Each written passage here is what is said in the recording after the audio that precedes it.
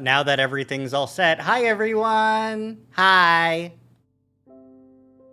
Everyone can hang out in my stream while Amber sets up their pre-stream setup. How's everyone doing? Hi Starry. Hi Double. Hi Rari.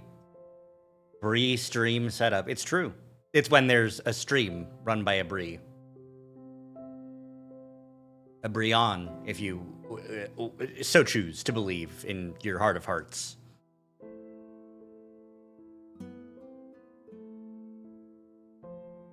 I treated myself to some Wendy's today. And I got a fucking ice cream sub for 2 months Audible Premium. Shut the fuck up, Twitch. Don't you show me that shit. Fuck off. Missed this message. Oh, yeah, you get... Where the fuck did that come from? You know what? Don't subscribe. In fact, unsubscribe from me for having that shit. Jesus Christ.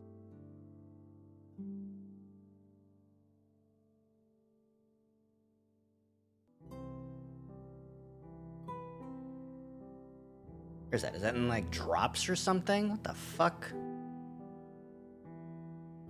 Hero rewards drops. Not really. Already did, champ.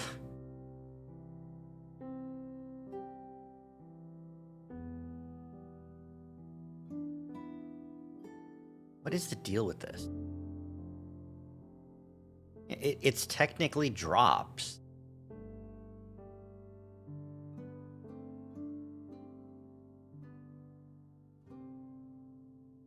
Yeah, it's like Audible specifically. What the fuck?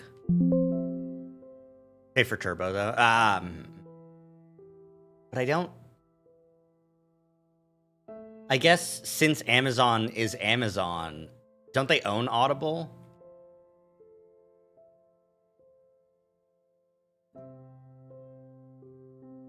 Yeah, they own Audible, right? So like they can just decide, hey,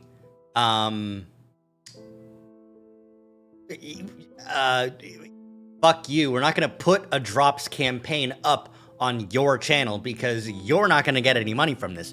This is us advertising our service on another service. So fuck you, you can't do shit about it. Fucking Audible.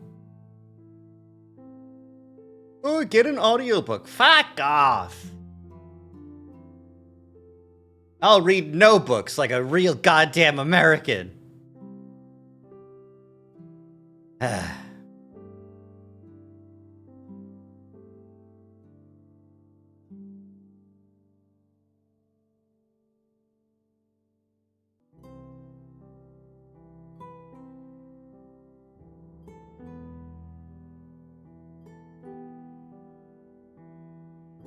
Full of empty. How's everyone's Friday going?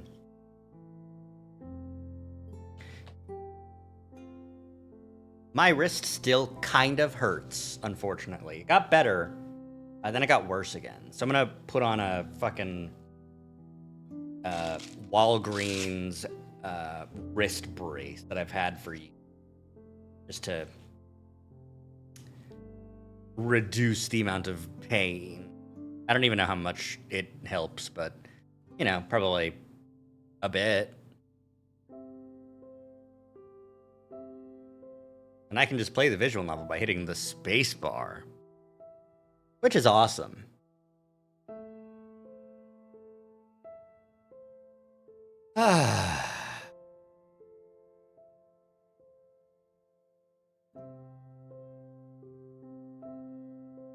Now.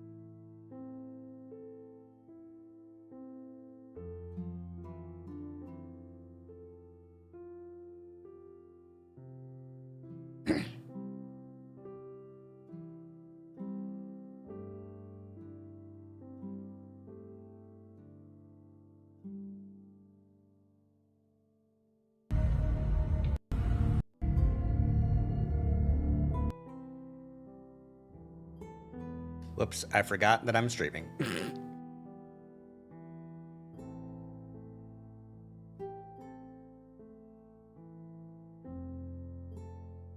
I should not click on posts that I'm seeing while I'm scrolling through social media during the setup phase here.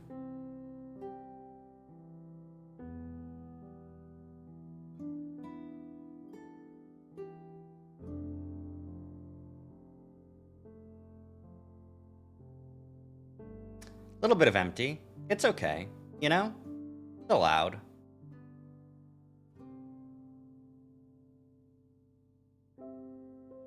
Wondering what that was? It was sound effects because I'm stupid. What's your favorite Beyblade and why is it Foxbrush 960 Ignite?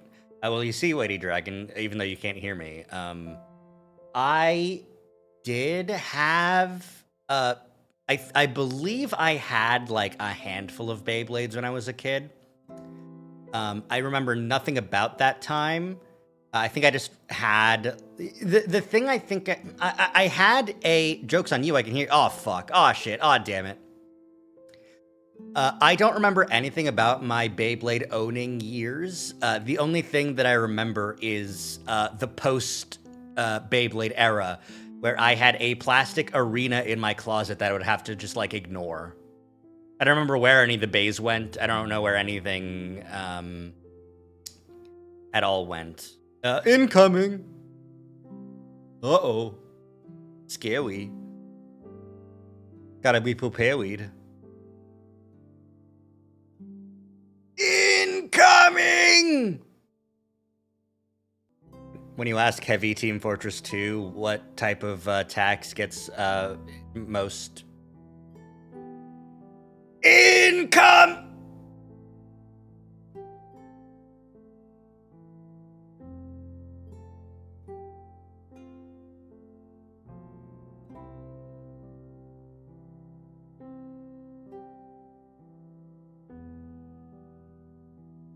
The thing I got more into than anything else... Oh, hi, Amber. Hi.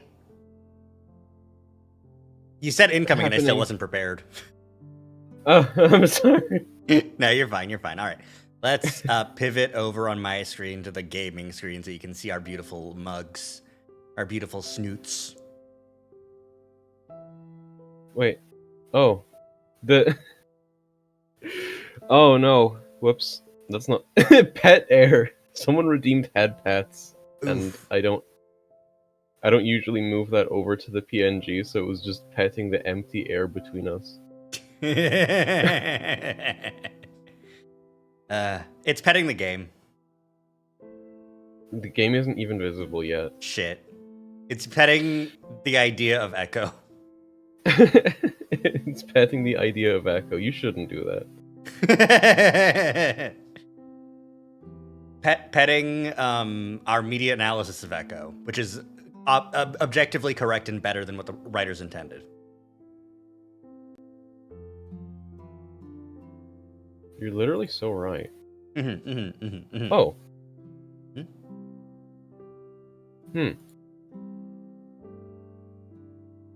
I didn't mute the screen share, but there's still no audio.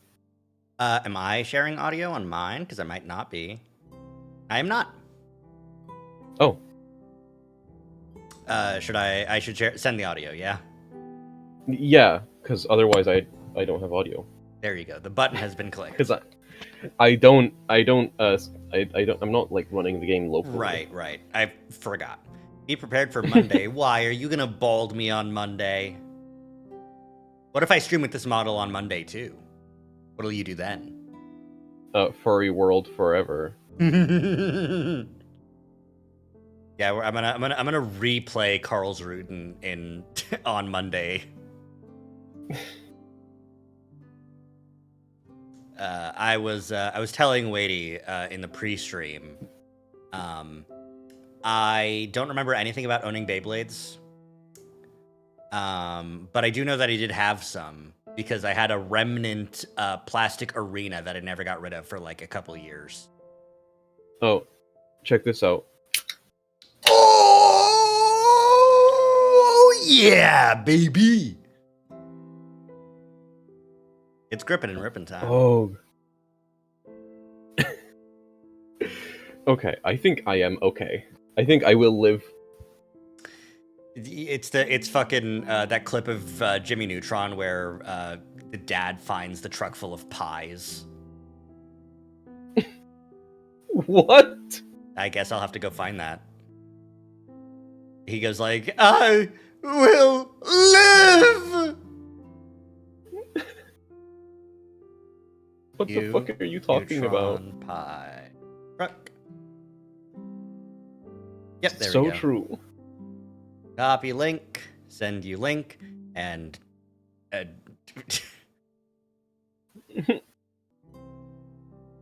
all my homies love Jimmy Neutron. That's Sure. basically what I'm my not model watching that is. on stream. Yeah, no, don't. Yeah, that's you. I just want you to know. It is, in fact, you. Oh no, this is so sad. I have a wrist brace on to protect my wrist, but my hand tracking really hates it. So Oh no. I guess I'll just use the other hand. Yeah, you gotta switch hands sometimes. Yeah. It's true. Untraceable hams. Yeah. They can get a little bit traced, but... Untraceable hams is when it's steamed when hams, but... It's when Super Nintendo Chalmers doesn't recognize that they're from Krusty Burger. Untraceable hams is an edit of steamed hams where Chalmers just doesn't show up.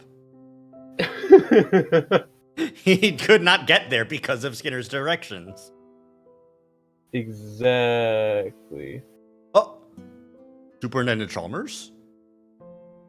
Here.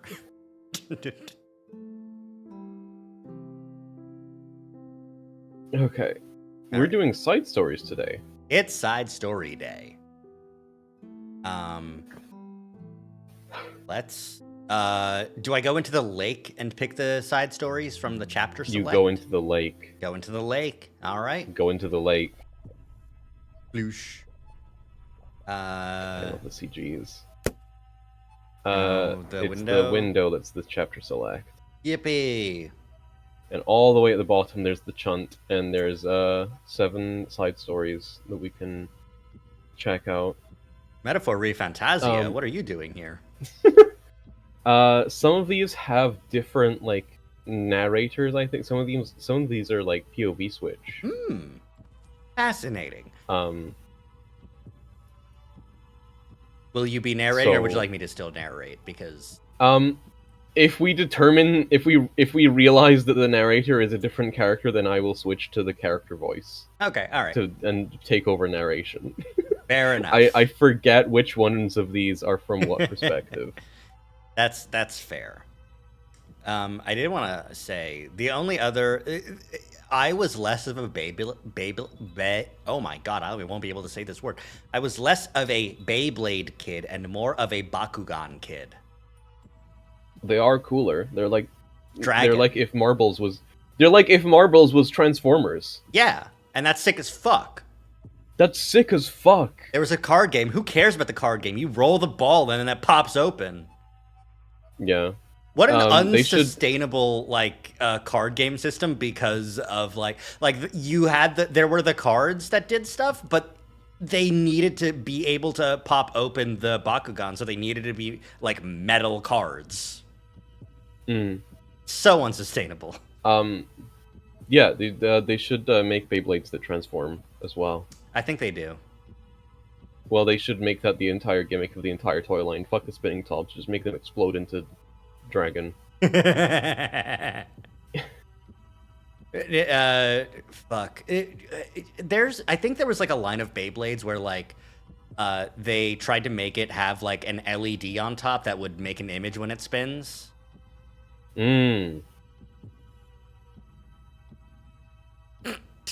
Wow. I don't. Okay. Yeah, I hate everything that you love, and I love everything that you hate. You're right. You're correct. You know what they say, opposites attract. Uh, All right. Ready to hop in? yeah, pick whichever one you feel like checking out first. All right. I call Chase on his smell phone.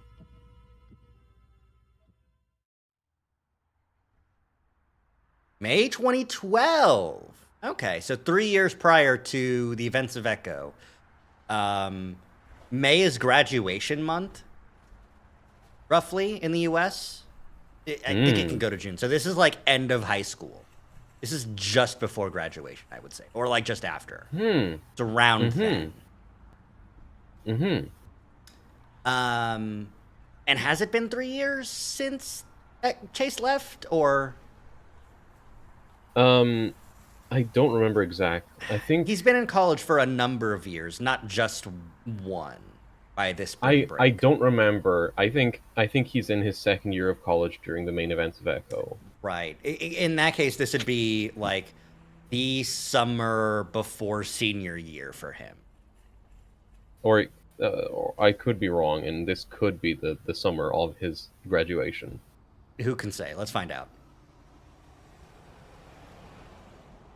I pull up to the old fast food joint in my shitty old truck, the fan blasting hot desert air.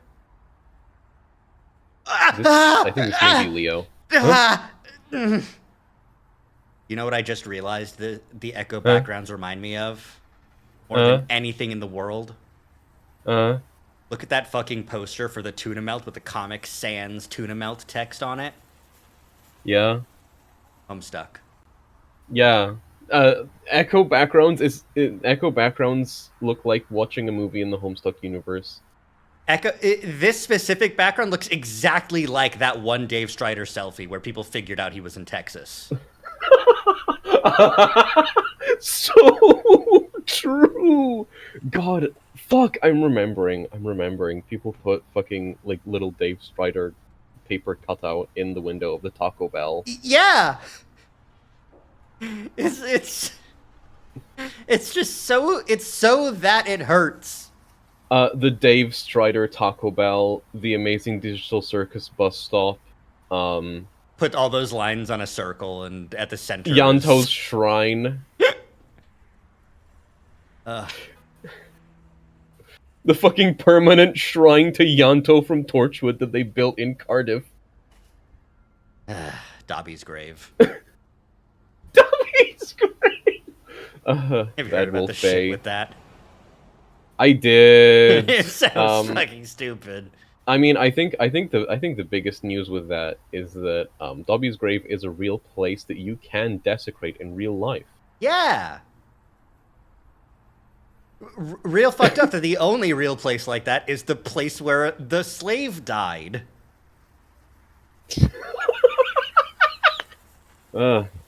Fucking J.K. Rowling, piece of shit. I mean, it's because that's where they filmed the movie, I think. Okay, alright. It's the same with, like, other similar, like, notable locations. Alright. Fucking... Anyway. The Shire in New Zealand. Yeah. The Amazing Digital Circus bus stop. CNA, abandoned building. Oh my god. You could probably find that, right?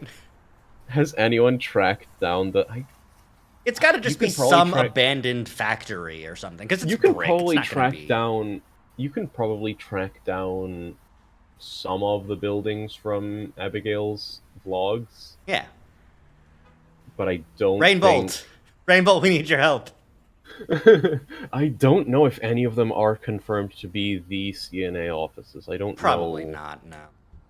I don't know if I don't remember if we ever got an external shot of the... Anyway, this is... this is a world record for, like, earliest tangent. Yeah. Look, it's just what happens when I play a game.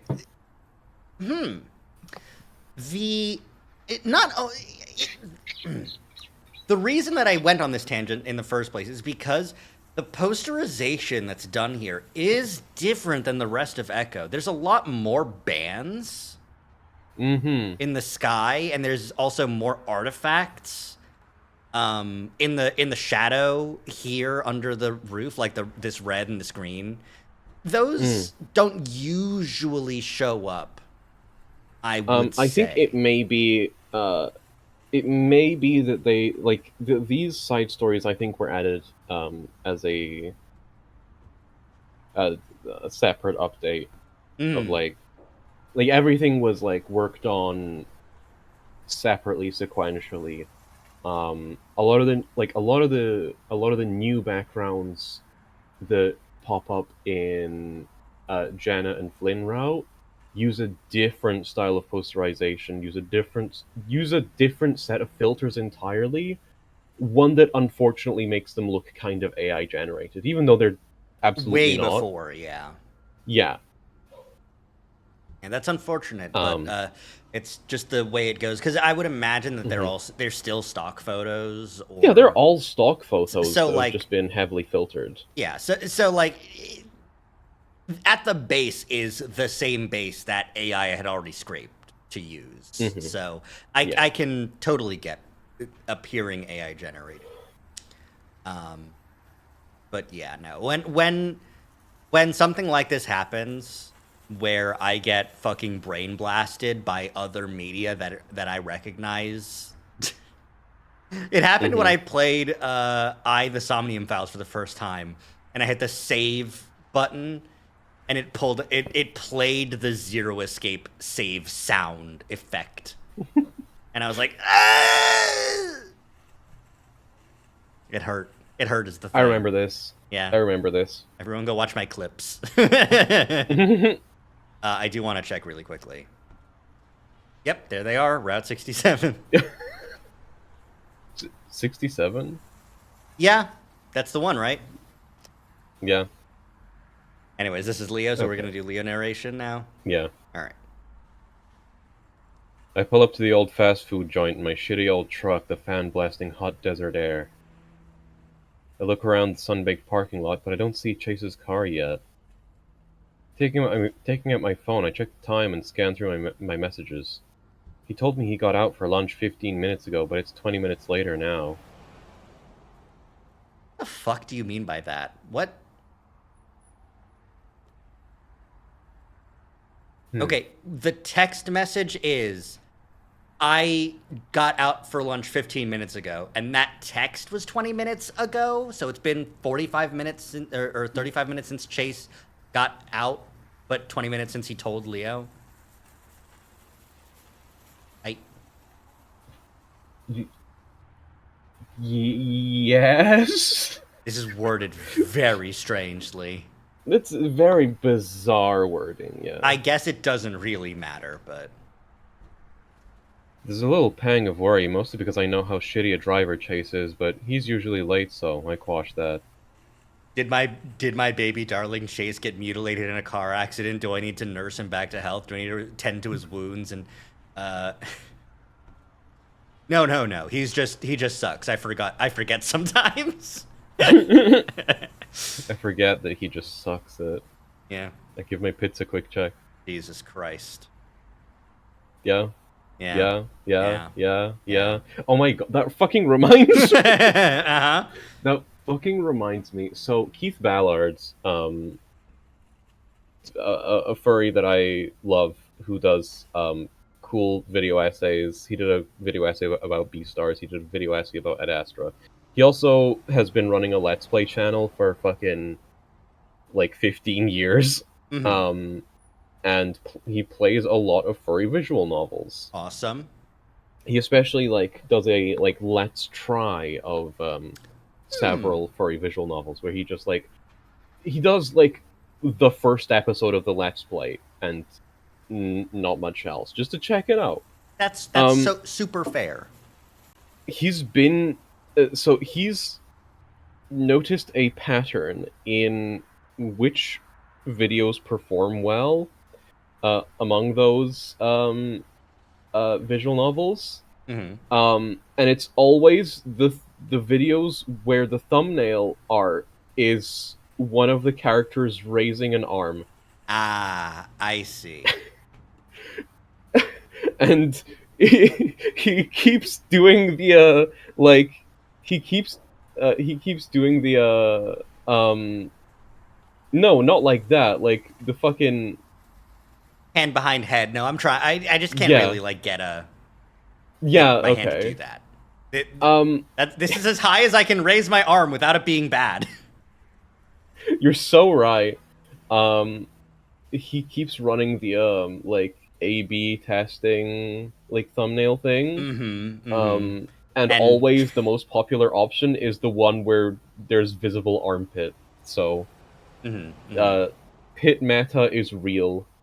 He should the next A/B test should be with added like steam clouds or not. Holy shit.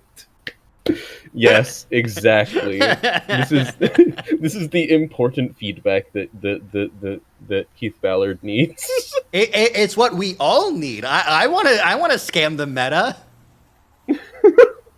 I need to commission this fursona art. I need to have my arms up. True. No ulterior motive. Yeah.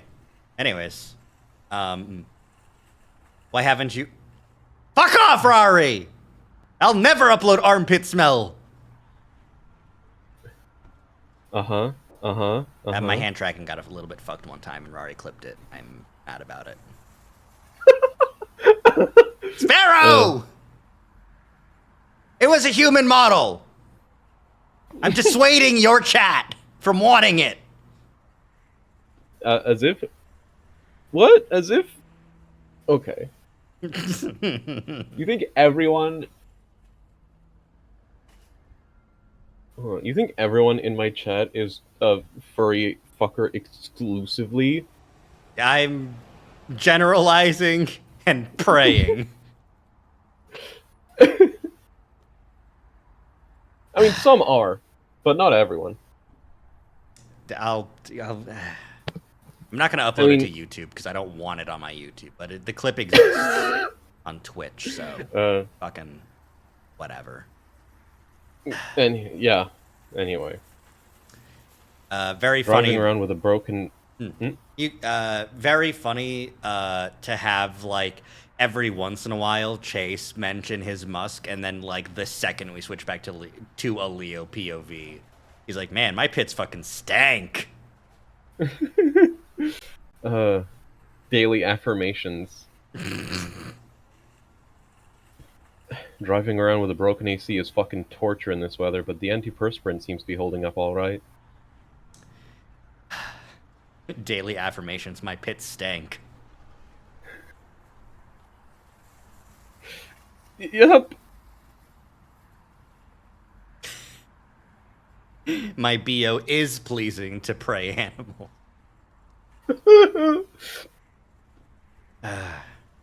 I'm just sitting on the next line after giving them a quick sniff. After giving them a quick sniff, I recline and put my paws behind my head to air out and maybe catch a quick nap. You just said you weren't sweating, and you don't stink.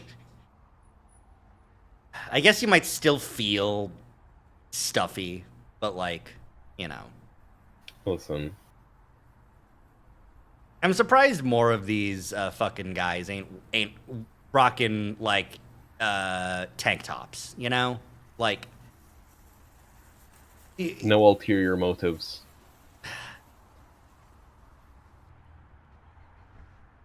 Genuinely, it just feels like a good clothing option.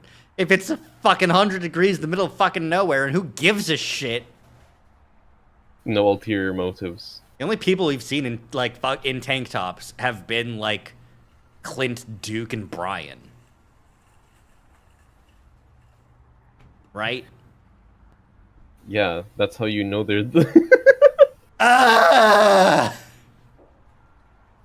They denote evil? No, they denote people Trailer who know trash. things. They denote people who know and understand how the town works. I see. When you know how the town works, you lose your sleeves. They just pop off. Yeah, you just shed them. Like deer You fucking antlers. yeah, you molt. Hi Zane. The side story has just started. It's true. Sure, it's a pain in the ass having to come down here when I'm this tired. Dad's working me to the goddamn bone, and the restaurant is on the opposite side of Peyton. Okay, I think Chase sucks.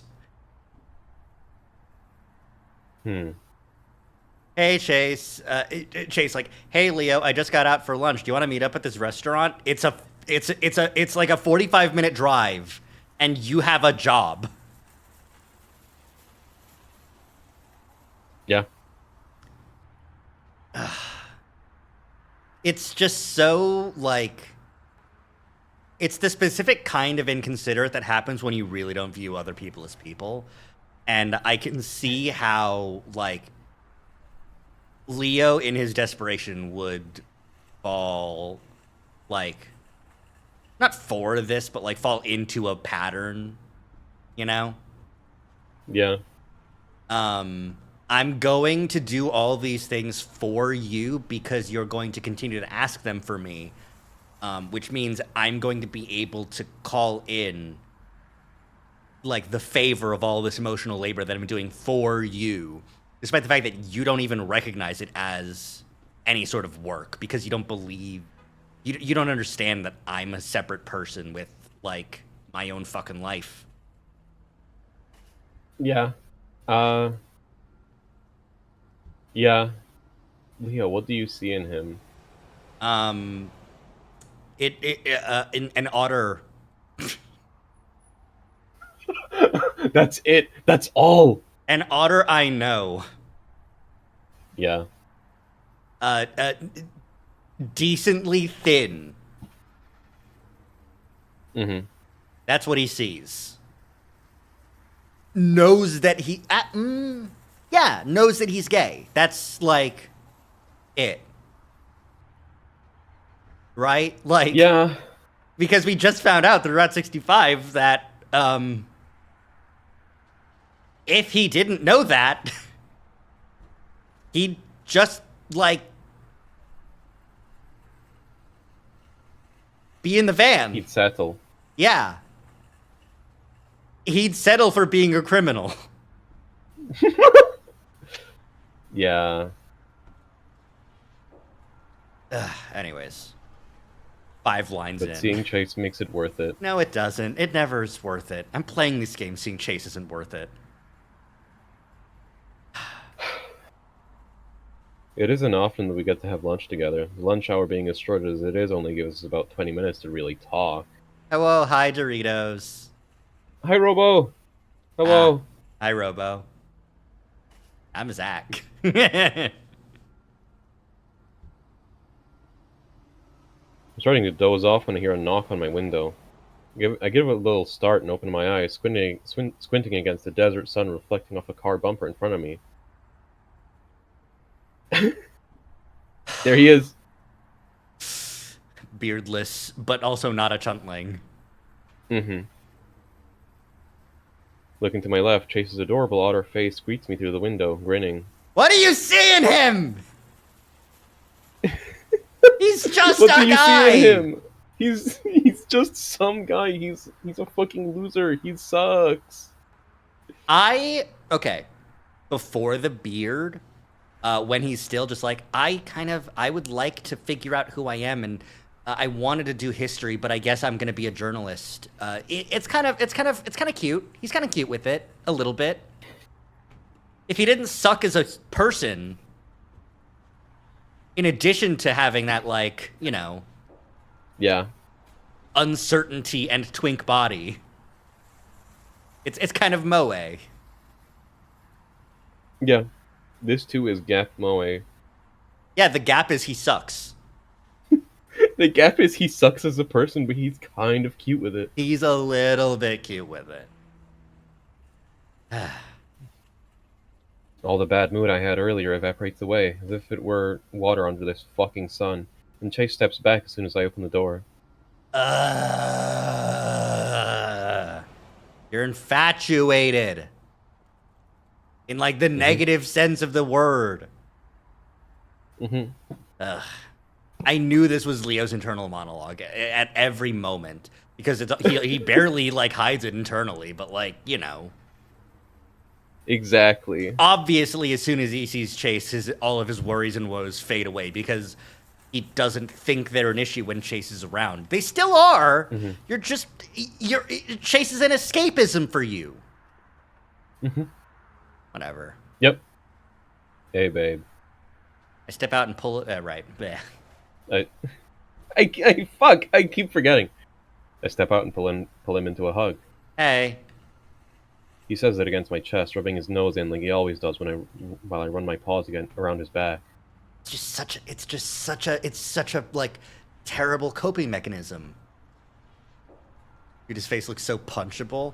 I wouldn't say his face looks punchable. I'd say his face looks punched already. Little bit puffy in the snout. God. Yeah. Yeah. I need editor, as if there's an editor. Can you zoom in on Chase's face and then like liquefy tool to make it Chase if he ate a bee? Make this note bigger. Yeah. Exactly. But yeah, Leo's really fucking yeah. It's pure escapism, and it's just like as soon as Chase is not in his field of vision, he remembers how much his life sucks. But it's not like his life actually improves when Chase is in invisible sight. Which, you know, makes it a problem that Chase has his own agency and has things that he wants to do and has ambitions and wants to go to college. Yeah, that is a problem. He needs to stay here. Especially, like, Leo is, like, 2 years older than Chase. He's, like, by the time Chase is, like, going into college, Leo has already dropped out and decided to just work with his family. Yeah, sort of the most toxic version of the, like, older gay, like, no, don't worry. College is a bad idea. I know, I've already done it, so you don't have to have that experience for yourself. I'll just tell you what the experience I had was, and we can put you on my life track. Even though it's only a 2-year age gap. Like... Yeah. It's a thing that, like, you'll tend to see in, like, very toxic age gap relationships. But it's still a bad dynamic to have, regardless of what the actual age gap is. That's part of why large age gaps can be so problematic, and why they're less problematic as both parties get older. Yeah. Anyways. Man, that swim team is really slimming you down. Thank God, I hate these fucking... Oh. I want to be the car now. I want to drive past. Switch POV. Lego Star Wars character switch sound effect.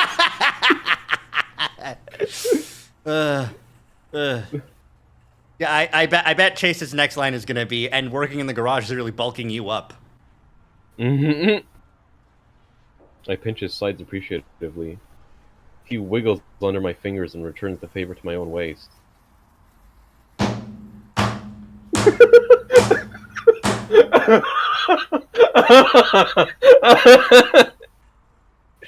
I could write Echo.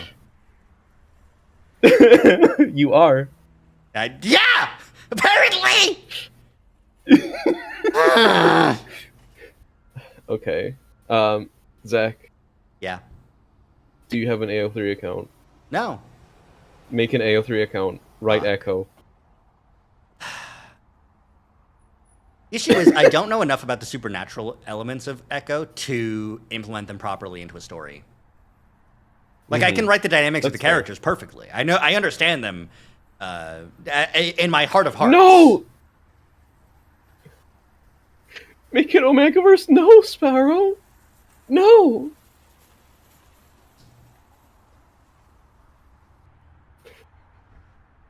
Is it all right, it's been an hour. I think that's an appropriate floor time.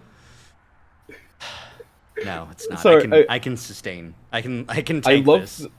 I love the angle that you were at that just made it look like you were looking up at the chat box despairingly. The only Omega in Echo. I sure hope no one finds out I'm the only Omega in Echo. Fuck. That's why everyone wants to fuck him, including Brian. Fuck. Yeah, okay.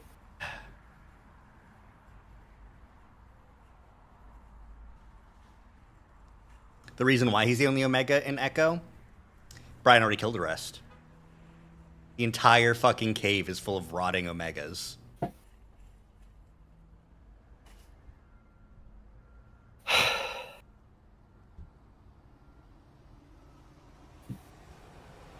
What the fuck do you want me to say now? Like... I would like us to move on. And you're getting squishy. I had to think that there would have been 2 Omegas if Sydney wasn't caught. No, what? No, Sydney. No. Not Sydney, no. Not Sid. Not Sydney. A, Sydney was 12. He never got to grow up. Yeah. B, personality-wise, he probably would have been an alpha. Eventually, maybe. I don't know. I don't know how the dynamics work. The thing is, the dynamics are, like, completely separate from, like, personality. Yeah, yeah.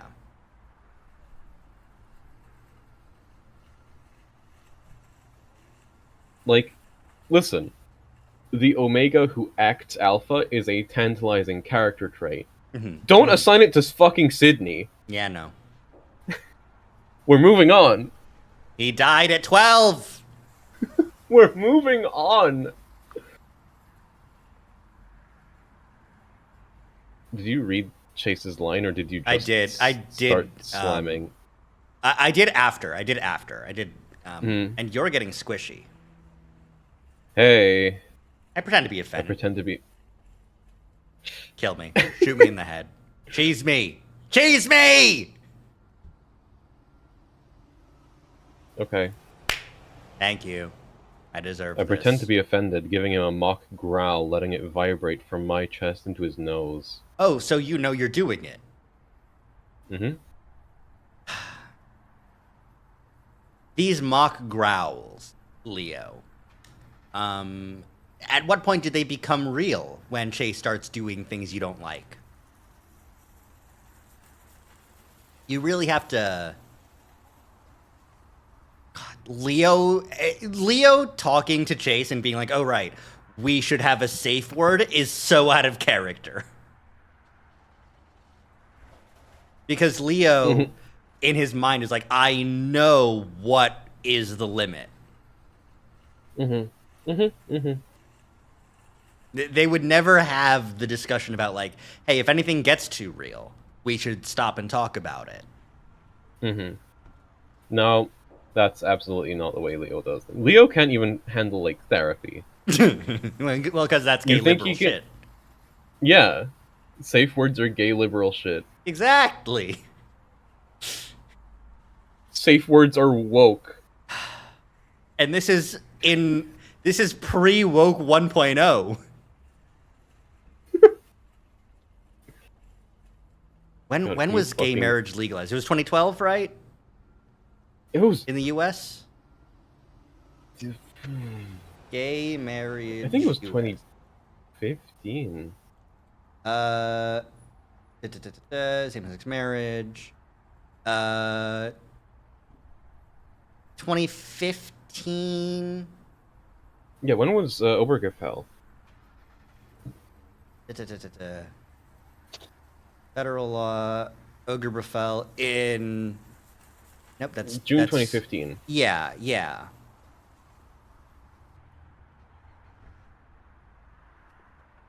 Yeah, there it is, yeah. I'm scrolling through the Wikipedia page, and, like, I went to, like, the most recent stuff, but that's talking about the modern justices saying how Obergefell it might not have enough precedent because they're fucking stupid. But yeah, 2015. So this is post some states having it, but it's not nationwide yet, and Utah absolutely fucking not. Yeah. So this is way prior to Woke 1.0. Woke 1 was in 2015, and it was happening around, but it would make sense that these fuckers would be too isolated from it or too much of shitheads to actually integrate it into, like, thinking that's what a good person should do, you know? Yep. Anyways. Wouldn't be that way if you didn't keep picking fat factories like this. Jesus.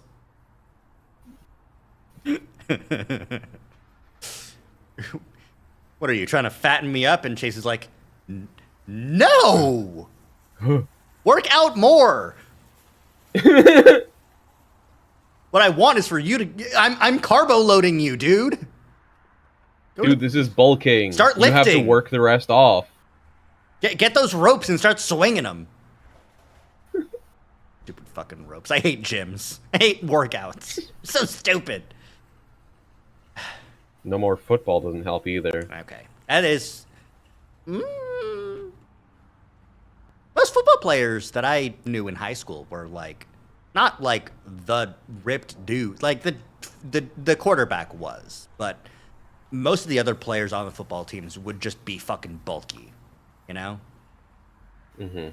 They had, like, real usable muscle mass, which included, like, decent amounts of fat to make sure that they can actually stop people. Yeah. Listen, they have to be a fucking wall. Exactly. They have to give themselves and the opponent CTE. And you need a lot of body mass to do that. The jocks, the quarterbacks, though, they can just, like, focus on arm strength and accuracy, which means you really don't need, like, the bulk that a linebacker needs. American football is crazy.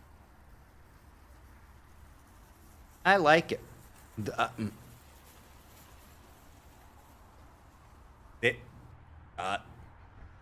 I'm gobsmacked. I don't... All right, this is so strange. I have only ever heard Chase talk about how great it is when he can feel a muscle. Like the only time he's gotten hard. Yeah. Him liking Leo getting a little pudgier doesn't compute. This must be a chunt. This must be an alternate vessel. No, I think it's just like...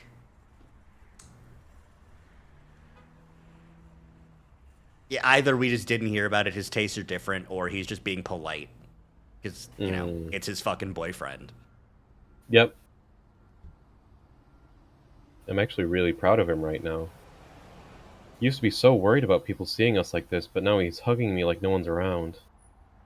I just have to go a bit further and give him a quick lick on one of those stubby, cute ears, and he gives a little shiver and laugh. Jesus Christ! I know they're animals, but, like, could you fucking imagine meeting your partner in the fucking parking lot of an In-N-Out? Can you fucking imagine passing by a couple doing, like, PDA, and... This is beyond PDA! You're fucking licking the ear? Man! No, yeah, like, walking past a couple, like, doing PDA, except instead of, like, a fucking making out, he's just fucking tonguing his ear.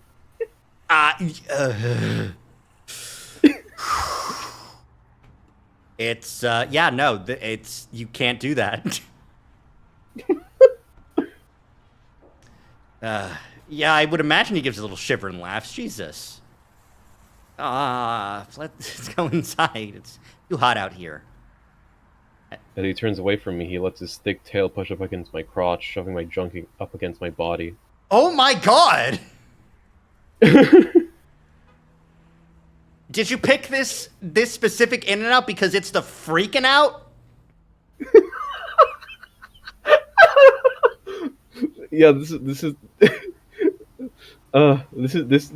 this in and out is a known cruising spot. This is where the Mormons come to soak. Like, fucking hell, Jesus.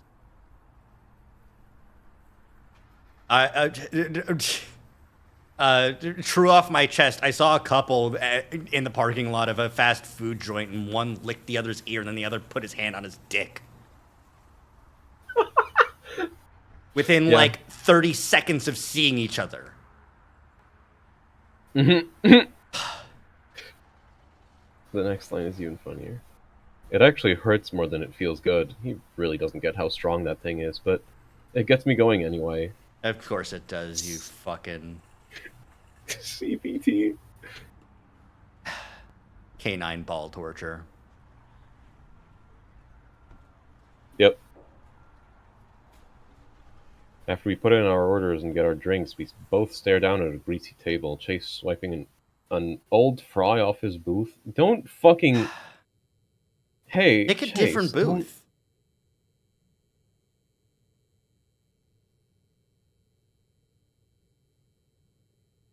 What's your complaint? Oh, I read that as if he, like, picked it up and ate it. No. He's swiping it onto the floor. Yeah, okay. If it was the swiping as in like taking, it would be like swiping an old fry from his booth, I would say. That's the grammar rule that I feel in my heart. I can't define it though. Oh well. Oh well. You know, I would go to a different restaurant if we had time and I had the money. It's fine. As long as we're not doing it every day. Yeah, we need to go to one of those fucking, like, a salad place. I think there are some salad, like, fast-ish food places, but I don't think they were around in 2012. God, it's so weird thinking about what the world was like back 14 fucking years ago. I didn't exist. Yeah. I was not conscious. By this point in time, I did know most of things. Ooh, that's close. May 2012 was really close to when I started reading Homestuck. Oh my god. Right? Going through the fucking archive to see what pages were posted in the month of May, or if it was during the pause. What was furry May Echo 20... Hussy doing at this point in time? May 2012 was before I started watching My Little Pony. It's that early. May 2012.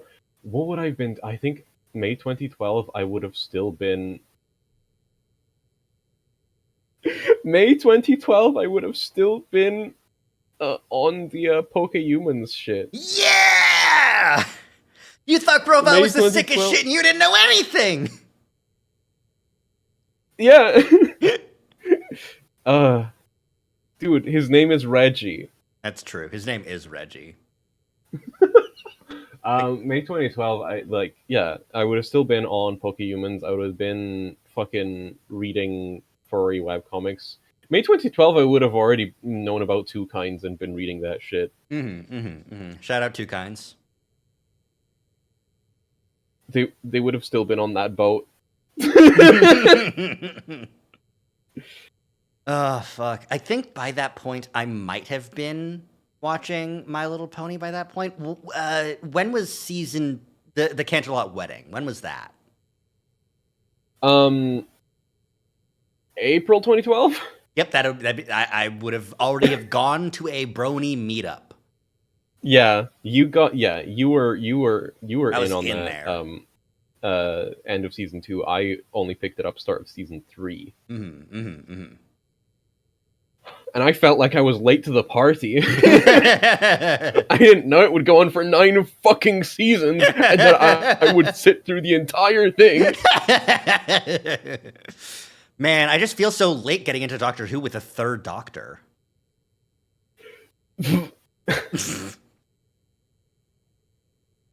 It's really funny you say that because I did also get into Doctor Who starting at season 3. That's really funny.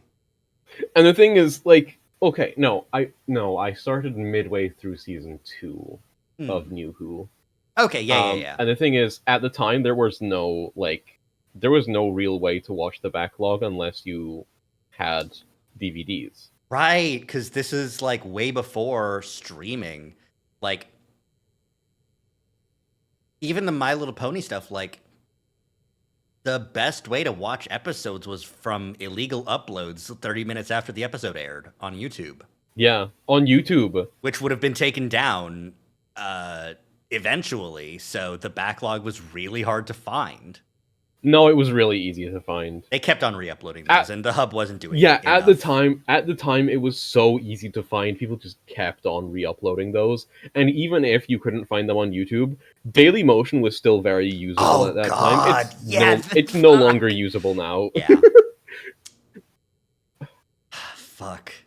Chase gave Leo the wrong time so that he could watch a fucking My Little Pony episode on Daily Motion. No, Bernie Chase. No.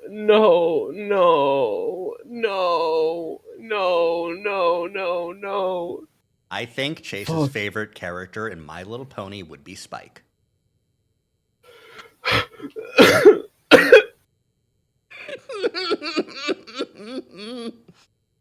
Holy fucking shit. Yeah? Yeah. I'm glad this is causing you as much pain as I hoped it would. Oh, God. I'm gonna throw up. All right, let's continue before that happens. Hold on, I'm trying to. I need to remember, like, when does Echo take? No, this is we're way too off on the tangent. I wanted to see what was like the current episode as of Echo's time frame. Yeah, so that would be Spring Break 2015. Yeah. I don't remember when Spring Break is. Fucking okay. Echo timeline. When 2015? When's Echo?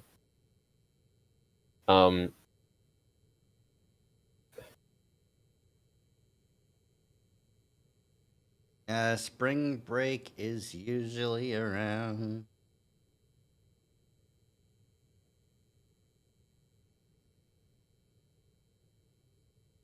Yeah.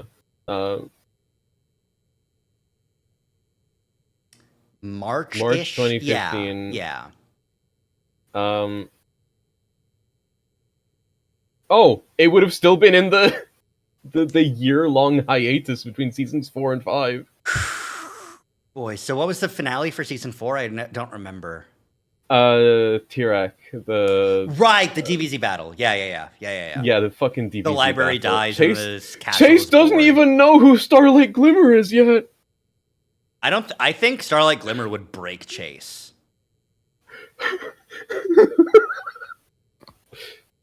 You know, like I think like the finale would be. I think Chase would like see the finale of Starlight Glimmer's like episodes, and like go, I don't know what it is, but I really don't like this anymore, and turn it off.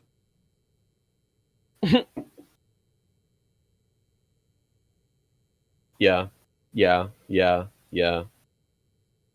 All right. Back to 2012. I stretch back, purposely puffing my chest out so my already tight shirt hugs my body even tighter. Why are you like this? Why are you like this? You're already dating. You don't need to show off. Every line is a tangent. Every line of condemnment of Leo fucking... what's his last name again? I don't remember. Leo Alvarez. Alvarez. I don't think we've gotten that in the text. I could be wrong. But it sounds novel. I know every character by the full fucking government The name. fucking government? No! Oh, boy. Jasmine Big A. Mm. It's not lost on Chase as he gazes at the chest ruff poking out through my shirt, and I'm satisfied as I see a longing look come over his face. Christ, you just sat down for burgers! Imagine if Leo was a girl. Imagine if there was a girl doing this shit. I lean back so that my fucking huge tits would just burst and my cleavage would be showing right in his fucking face. Yeah. And I could tell he popped a Javi. Yeah.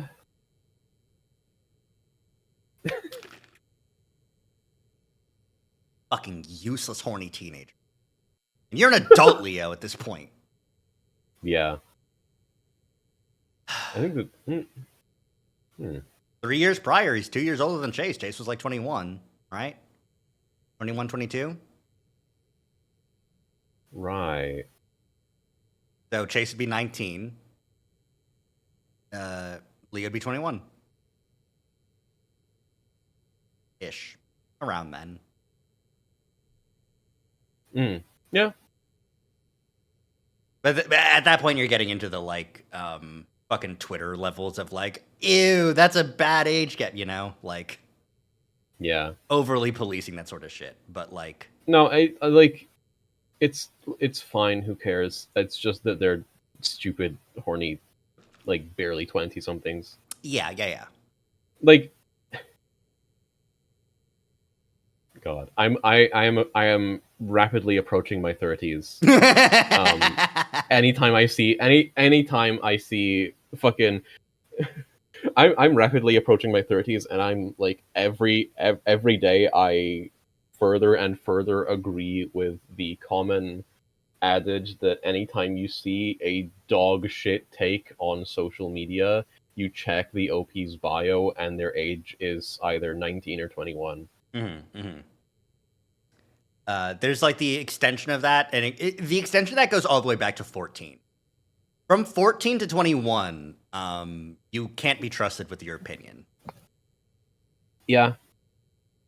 Fucking... You're 21 years old and you're coming into the furry fandom talking about, like, oh, we can't be doing kinks in public. Bitch! The first person to ever coin the term fursona is a macrophile. They were drawing fucking giants. Eat shit. Oh, get out of here. 7. I have get the fuck out of here. I have a friend, an acquaintance, really, sort of a friend-in-law, you know. And we follow each other. We're mutuals, you know. Then they liked one of my posts from their real blog. And it's awesome. So true. Many such cases. There are many such real blogs. They're out there, and you'll never know. And you'll never know. You'll never know. But I appreciate, even though not everything is up there for me, I still salute the work that you do. Anyway, there's macro lore and stuff, which is why I was reminded. So it's awesome. That's why I'm saying, like,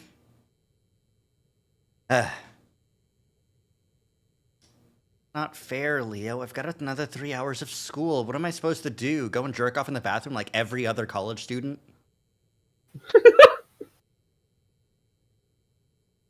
You know those fucking pipes are clogged. I know. Just showing you what's waiting for you at home. Oh my god, you're so fucking toxic. All of you, both of you. Jesus Christ. He rolls his eyes before pulling out his phone. Hey, no texting. Let's talk. What do you want to talk about? He doesn't put it away. Well, I toy with a straw in my cup. Is now a good time to bring it up? I always get annoyed when I see people making a scene in restaurants. Then what you should do is plan like a weekend hangout where you get away and go hang out with Chase for a weekend, you know? And then you can have a talk in the dorm room and have like a serious talk.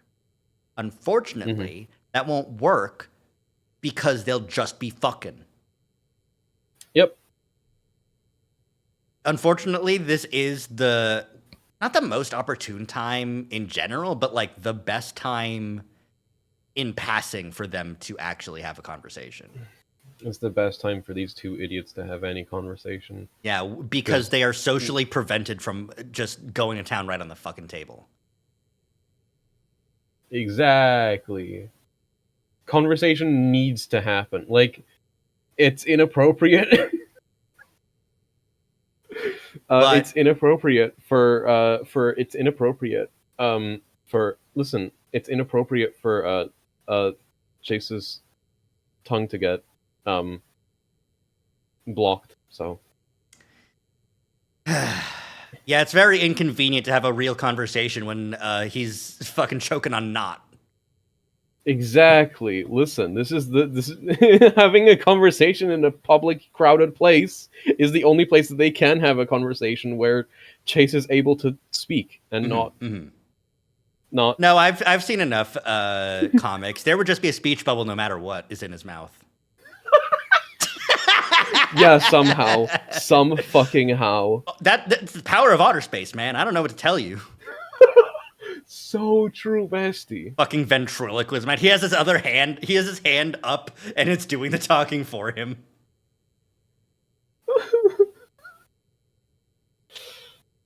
Yeah. As if it's the perfect place to tell someone it's over or that they're gay. Because you've seen that in Echo from other people.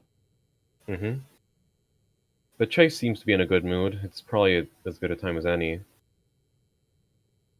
I hate this because this is a perfect example of the. As much as I disagree with Leo on like everything, I get the base of the emotions that he's feeling, you know? And the amount of rationalization you can do to do a thing you already wanted to do, right? There's no world in which Leo goes, should I bring it up now? And he goes, no, you know? Because he doesn't do things that way. Even if he has like a million arguments against it, he would end the argument with, but one thing, so it's probably as good a time as any. You'll be as stupid as you need to be to do what you want to do and get the outcome you want, which is Chase coming back, right? Yeah. Yeah. All right. Have you decided on what you're gonna do after school? Chase finally puts his phone down on the table and closes his eyes, sighing, and that makes me nervous. Oh, how nervous does it make you? Does it make you want to pull out a gun?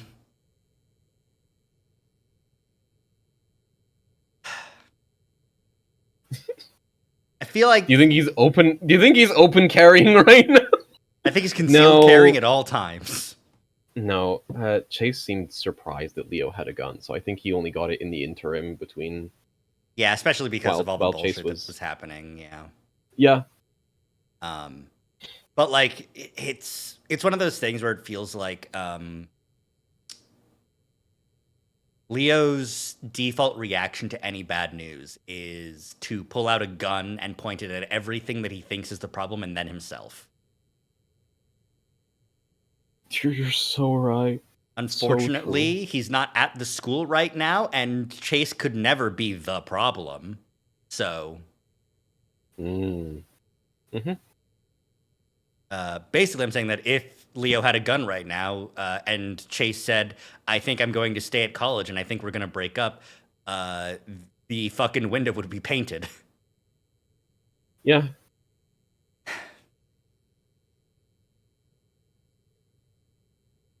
Don't worry about it right now, Leo. I still got a few months to decide. Okay, so I think he is still in high school then? No. Maybe? A few months. Yeah, because they went to high school in Peyton, so that's why he's still in Peyton and not at the college, Mm-hmm. which has a different name and is in a different town, not just Peyton. Pueblo. Pueblo, yeah, because if he was at Peyton still, like, Leo would be visiting him all the time and it wouldn't be an issue. Like, it would still be annoying, but Mm-hmm. it's the distance to Pueblo that is the issue. So, Yeah, I think this is pre-college. yeah. And this makes sense too because college admissions in the U.S., what you do is you basically start when senior year starts. So, he's got the summer to chill and think, but by the actual fall, he needs to start applying to schools. Yeah. Which is why he says he still has a few months, but it's still like over a year from him actually graduating high school. Fuck. How can he not worry when all that's gonna do is make me worry? And the way he says it, it sounds like he's already made a decision. I open my muzzle again, but he stands up, straightening his tight shirt as he does. You'll let him get away with anything because you want to fuck him, unless it's leave. Yep. Yep. Going to the bathroom. I'll be right back. I grunt, and he heads off towards the back of the restaurant while I slump in my seat.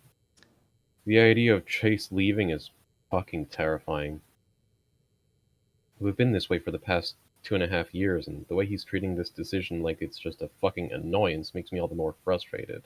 Keep thinking Pueblo is real city, Pueblo, Colorado, but I don't know that that's the intent. Definitely not. No. All of these locations in this universe are intended to be in Arizona. Yeah.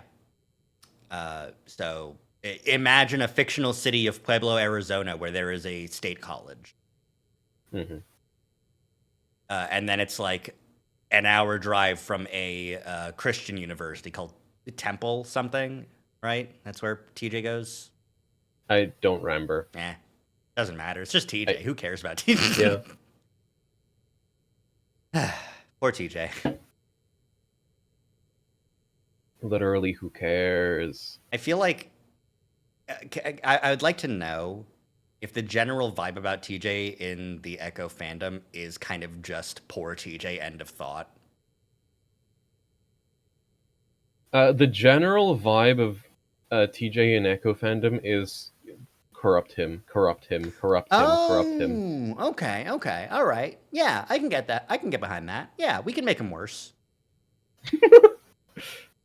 Can we make him worse in a better way, though, than what Chase does? Because, oh boy. Yes. All right, Yeah, excellent. yeah. Thank God. They do. I mean, they make him gay. The TJ Hypno is going to go crazy. So true. I feel like this relationship has only really come into its own over the past year. I really feel like the most recent thing that happened to me was the best thing to happen to me.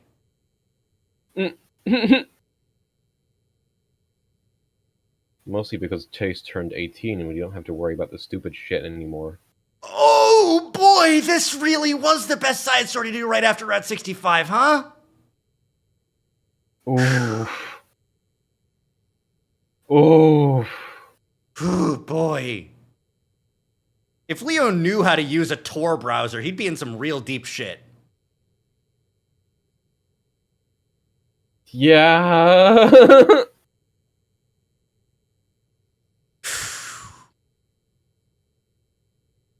Fortunately, just gets like, he just has like a regular browser, uses Google, and then got a letter when he was 17 saying, hey, don't search that shit. Yeah. His phone buzzes a few times, and I look at it out of habit. Then it really starts buzzing, and I realize someone's calling him. Incoming call. Incoming call, Jared. Jared. A face that I don't recognize pops up on the screen. fucking biting the phone. Fucking growling and snarling at the phone and like pointing at it like a fucking dog with the tail out, you know, like a hunting dog. Yeah. Yeah. It's a wolf of some kind. A grey wolf, I think, and he's ridiculously handsome. Model handsome, actually. I hope it's just a fucking guy. Like this guy, he's too handsome. He's model handsome, and it's just like a college kid, so like acne ridden. Fuck, those glasses make him look so hot, and it's like nerd ass glasses. You know, Yeah. to be fair, journalism schools also got to have people that are actually trying to be like newscasters, which need to be, you know, decently presentable. Mm-hmm. I furrow my brows and look back behind me at the bathroom, but Chase isn't there. Fuck it, I could just say I was picking it up for him anyway. Whoa, boy howdy. Another situation in which you go, I would like to do something because I feel it's right and I'm rationalizing it. That's crazy. Let's continue with that. Let's get to the logical conclusion of that fucking train of thought, Leo.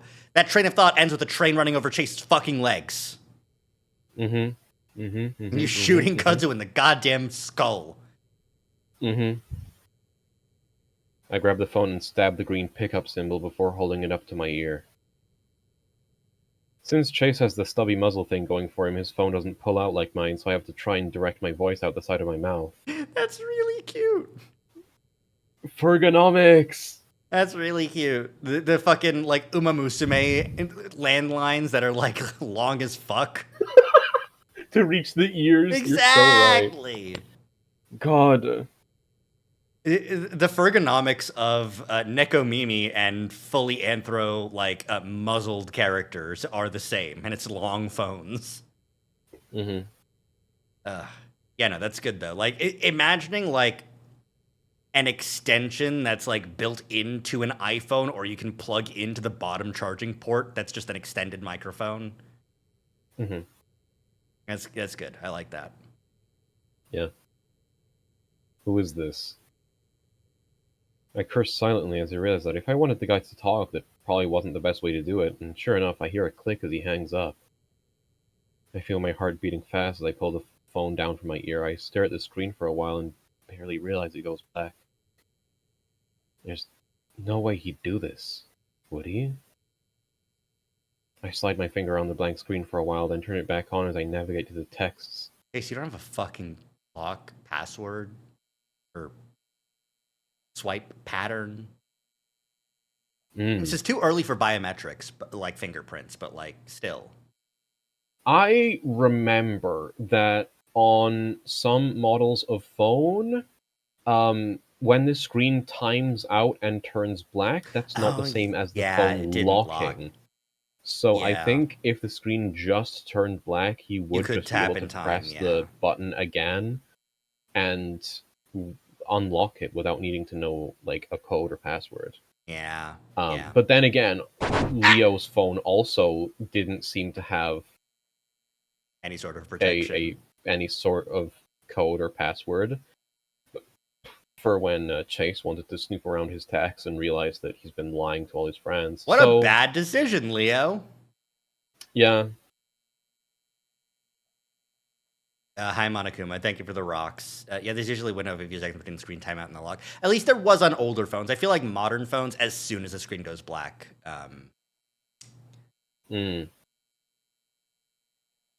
it's locked, basically. Yeah. Because it's so easy to use fingerprints now. I feel like that was the big ergonomic hassle of like having to re-enter the swipe password or the, PIN.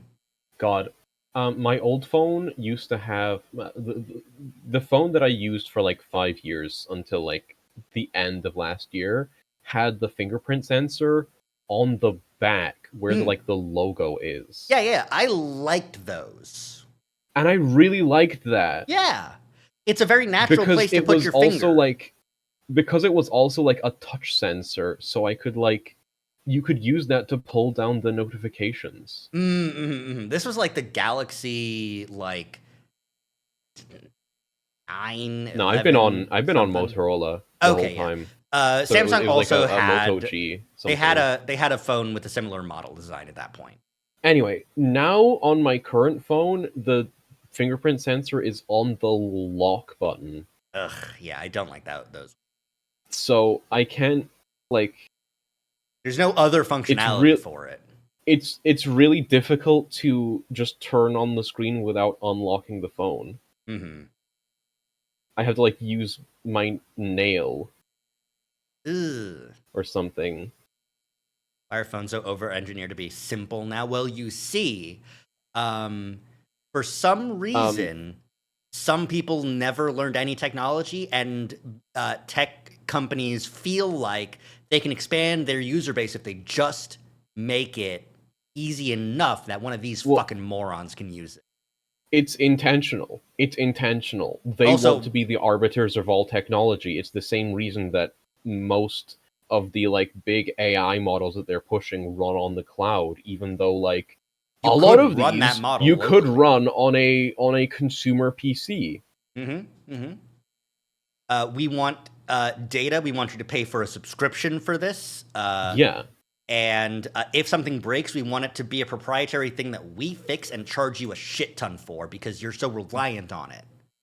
they are purposely dumbing down tech in order to dumb down the populace in order for them to be the ones that control the flow of information and technology. They want you to have a fucking cloud PC where all you access is the portal. All you access is like a fucking screen and a keyboard, and then you connect to a device somewhere else where someone else can That's why own some of those all of your shit. that's why some of those AI companies were exposed to just be like sending your request to like a bunch of people in a call center in a different country. Hmm. Is because like even like even the lie of like we need an AI, uh, you couldn't even just lie and have like a local like small miniature like chatbot that you could just put onto a device. It still has to be you're sending data somewhere else and we're going to tell you something. Yeah, It's the end stage of enshittification, and like the first dominoes are like right to repair, planned obsolescence, and yeah. the end stage is the fucking that you will have a phone, and what the phone will do is it will have just a search bar. You type in a thing, and we give you what we're gonna give you, and that's what you We get. give you what we decide you want. Yeah, and we're really good at it, and you're gonna get dopamine hooked on it, and you're gonna pay us $50 a month for this shit. Yep. Anyway. Ah. Anyways, Yeah. technology needs to be stopped, and generative AI needs to be dismantled and redistributed from the seats of corporate power. Hmm. Generative AI, like AI chatbots, should not be in the hands of corporations. AI chatbots should only exist in the hands of deranged streamers. I'm nodding. I'm nodding so real right now. Um, I do think there there's that rough situation of like people getting like extremely hooked on chatbots. Yeah. But that's kind of been a problem forever. Like Hmm. there's the stories of what was it? Like some of the earliest chatbots, which were just like a guy in the 70s with like punch cards, like with predetermined responses after looking for specific text inputs from like test subjects and Eliza. other employees. Eliza, yeah, that one. And then, like, someone got so convinced that Eliza was a living thing that they tried to steal the machine and run away with it. Mm-hmm. Like, yeah, like that's the entire like, I mean, the Turing test is the most famous one, but like a more applicable, more like obvious test that a more like immediately applicable test and like philosophical concept that people point to in terms of like quote unquote AI sapience is the Chinese room. I know about that from Zero Um, Escape and Digital Circus. So true. Like, do you want me to go into a full like explanation of that, or can it be assumed that people know how to use Wikipedia? I guess that's up to chat. Chat, do you want to hear about the Chinese room, or do you want us to continue with Echo? Those are your They're options. gonna tell us to stop going on tangents. I They're don't gonna know. throw I think objects they at love us. our tangents. I think they love our tangents. What the fuck else is there? Like, if you just want to read Echo, I should have on standby fucking Zero Escape music to just start. So true. Listen, if you just want to read Echo, you can just read Echo. Yeah, go read Echo. The concept of the Chinese room is, so say that you have a locked room and you are able to pass messages written in Chinese through under the door of this room, and in response a message slips back out under the door that is, a response to what you said. And it's coherent and it makes sense. Perfectly coherent, makes perfect sense. It's all in Chinese. Yep. Chinese is just the example that was used for this initial experiment. Mm-hmm. It doesn't need to be Chinese. Yeah. But it's the example that was given. It's important that it's like a language that is foreign to you. Yeah. Is the core thing of it. Using just the information that exists outside of this room, can you determine whether inside the room is a fluent speaker of Chinese who perfectly understands what you are saying and is able to perfectly compose these messages back with intentionality, or is it someone who does not speak Chinese but has a big fucking book of every response that could be slipped under the door and what they should respond back with? The example in Zero Escape was they started with the presupposition that the person inside is not fluent. They are an American prisoner, I think they said. They've been locked in the room. And inside the room is just a huge library of Chinese dictionaries and responses, not a single word of which is written in English. It's just Chinese. And they get messages under the thing, and they look through the dictionaries and try and understand, vaguely what's happening, and write a response and then send it back out. And the person outside, not knowing anything about the person inside, would think that they are a fluent Chinese speaker. But they're like the point of this entire thought exercise is that from outside of this room, without being able to see inside the room, you don't know if whatever is responding to your prompts understands what it is that you're saying and is able to reply back with intentionality, with like knowledge, or if there's some sort of belief behind anything predetermined. Yeah.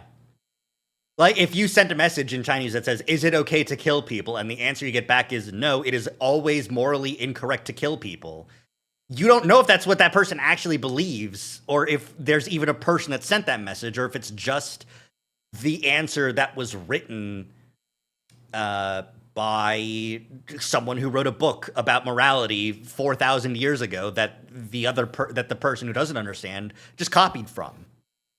Exactly.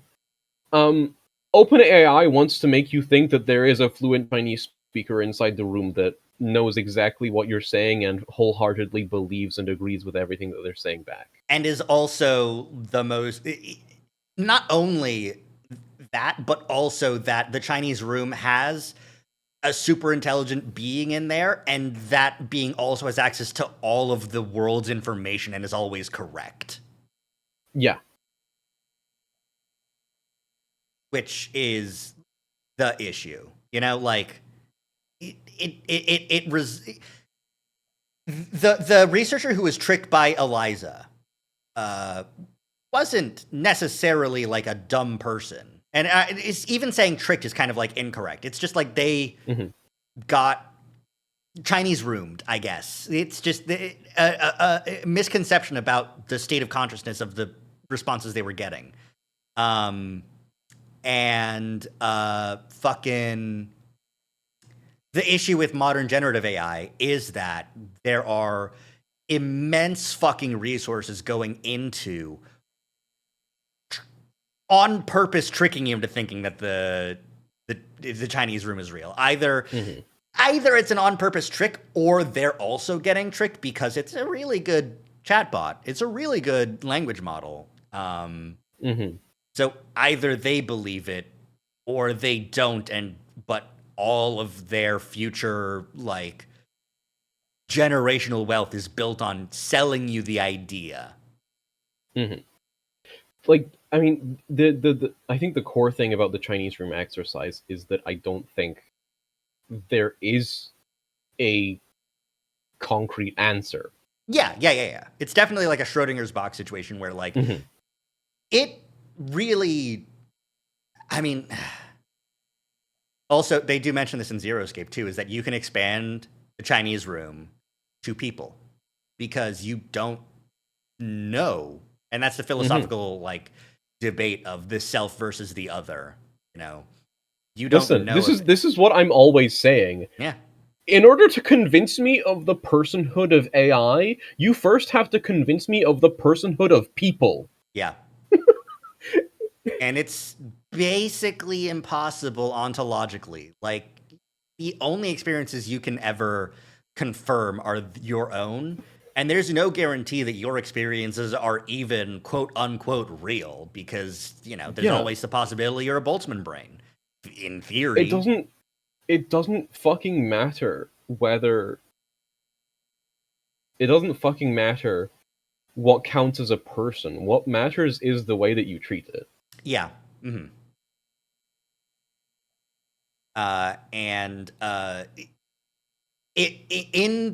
theory, if you're going, hey, we're going to sell you a copy of this person over and over again, and we want you to trust whatever they're saying, and you need to pay us a subscription.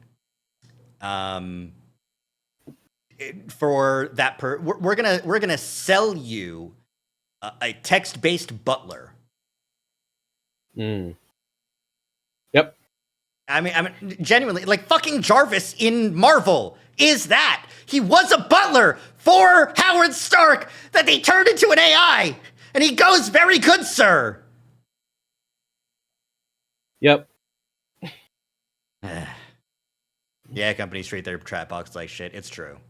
Yeah. Yeah. How the fuck did we get here? Planned obsolescence and bullshit phones, and this phone being different than modern phones. Yeah. Anyway. Echo! You love our tangents. You love our tangents. Subscribe. Yeah. Subscribe to Andromeda Zach. Subscribe to Umbreon.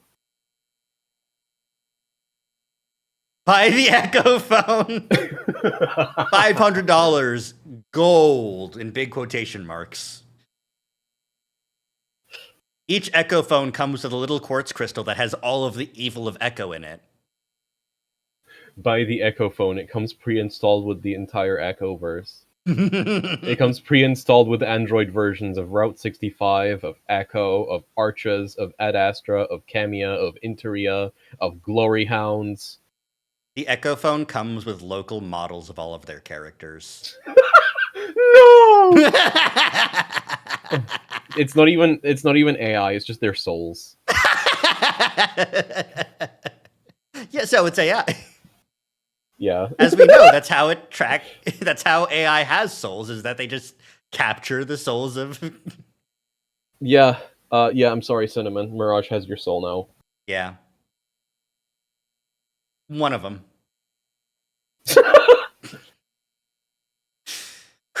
Anyway. Sure enough, there's a thread under the name Jared with over 1,000 texts. My throat's dry as I tap on it and look at the most recent messages. Hey boy, where you at? I'll take Jared. You're narrating. Sure. Yeah. I miss you. Calling now, heart. Hey! I whip my head up and see Chase staring down at me, an exasperated grin on his muzzle. I almost lower my ears in shame at being caught, but I catch myself before I do. Yeah, that's right. I don't need to feel shame. It's Chase who's in the wrong here. Mm-hmm. Genuinely, though, that is like... Even though Chase probably isn't cheating, I guess I don't know for sure. Mm-hmm. That is the response that you have when you get caught snooping through someone's phone and find out that they were cheating. Is like, oh, I'm so... Wait a minute! Why am I sorry? You're the one who fucked up! He's the one who has some explaining to do. Who the fuck is this? This little, this little expression change. The, huh? Yeah. I shove the phone in his face, realizing that I've lost my chance at approaching this delicately. Oh, like that was ever a fucking chance, Leo. You don't approach anything delicately. The most delicate you are you going to go to college after high school? It's okay if you don't decide now, but that's the most he can ever fucking do. Mm-hmm. And it's laden with guilt tripping. Piece of shit ass motherfucker. Mm-hmm. I also noticed a few heads turning our way, and that I've suddenly become the guy I didn't want to be. Unfortunately, you've always been that fucking guy, man. Yeah, you are the guy. Mm-hmm. Chase takes his phone and quickly sits down, his eyes wide as he makes a shushing shape with his mouth. That only pisses me off more, but at the same time I feel something really sharp and painful in my chest. Is this really happening?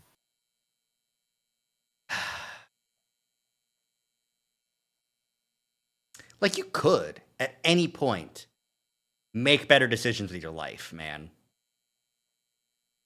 You could not date Chase Hunter. That's one.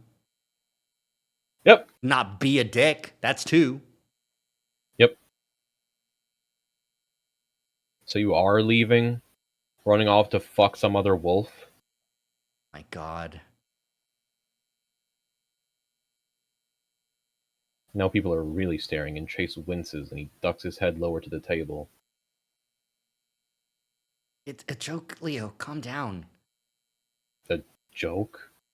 I don't understand what that means exactly, but I'm starting to. I don't say anything, so Chase keeps going. Jenna, you're just trying to have some fun. What the fuck is wrong with you?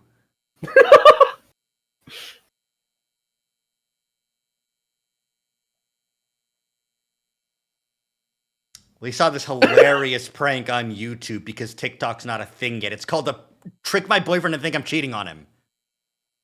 Yeah.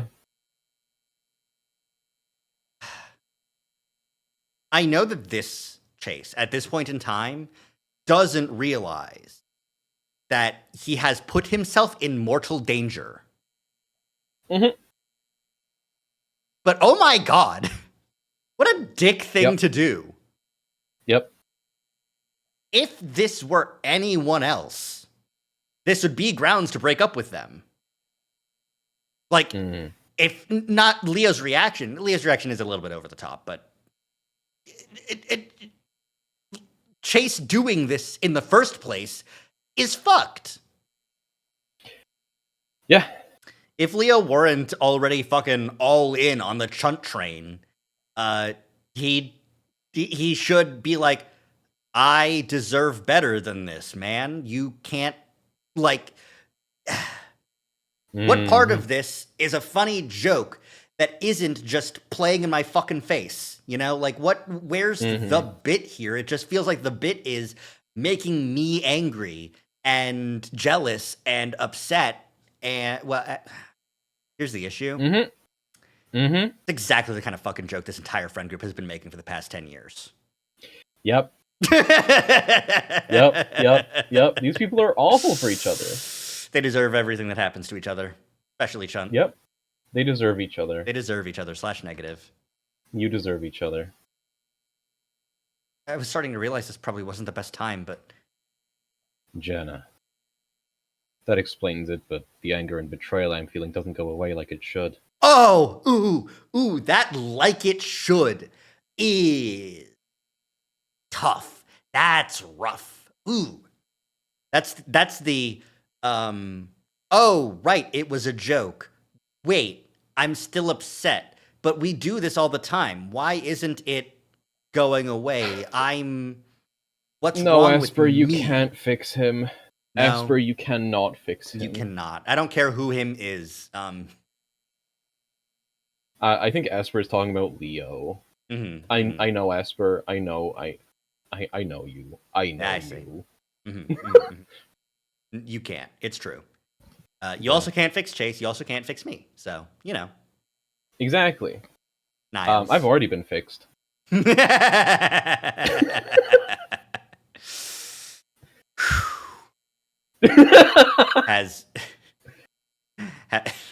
all right. But genuinely, the like it should is so rough here because, like, it's such a telling thing of just like, it's such a learned response from everyone in the group of just like, hey, that crossed a line. I don't know how to articulate that it crossed a line because I've done worse. We've done worse to each other. But now it hurts me more. And I don't know why. Yeah.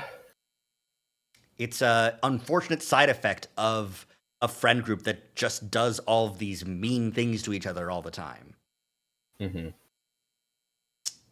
And it's also why no one fucking gives a shit about Flynn, is because, like, he regularly is like, I'm gonna be a dick, and I'm gonna be an asshole.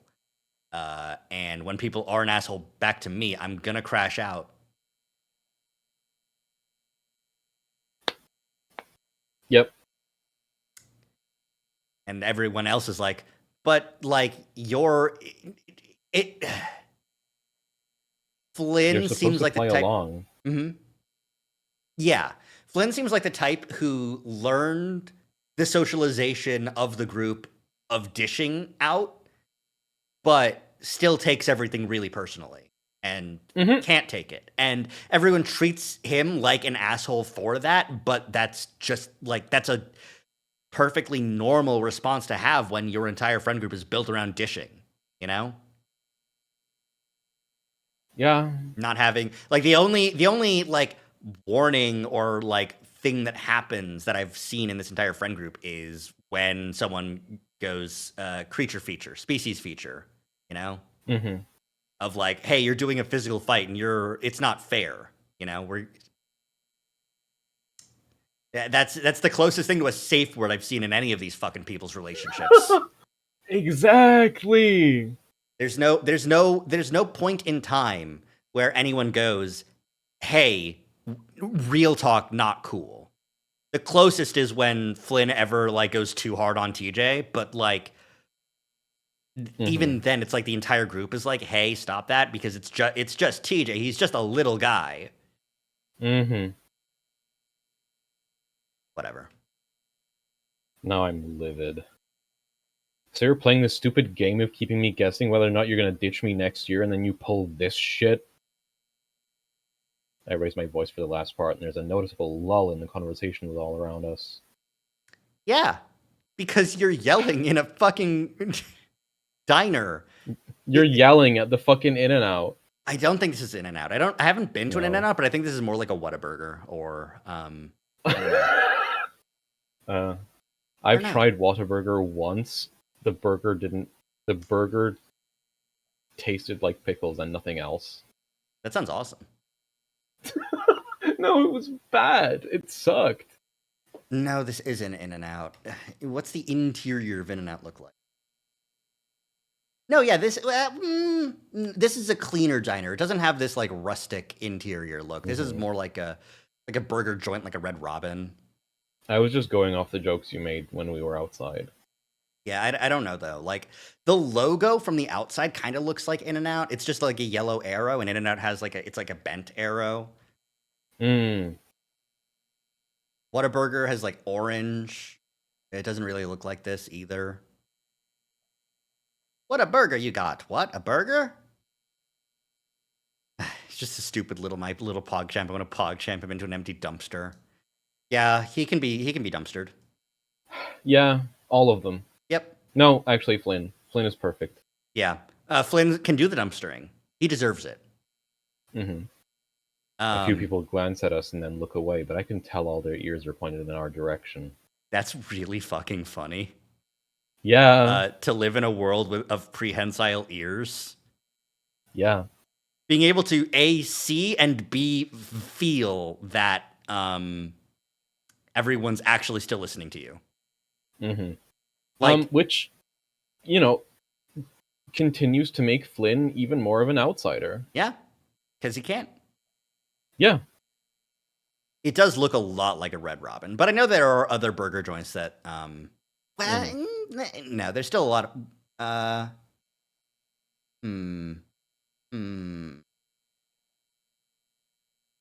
think this might be a Red Robin, actually, genuinely. The fucking old mail thingy here. We have to geolocate the Echo Red Robin so that we can put a little paper cutout of the chunt in the window. The back is a chuntling. Well, the question is then, which side is facing in? Well, of course, the chuntling is facing in, and the vessel is facing out, because that's the front.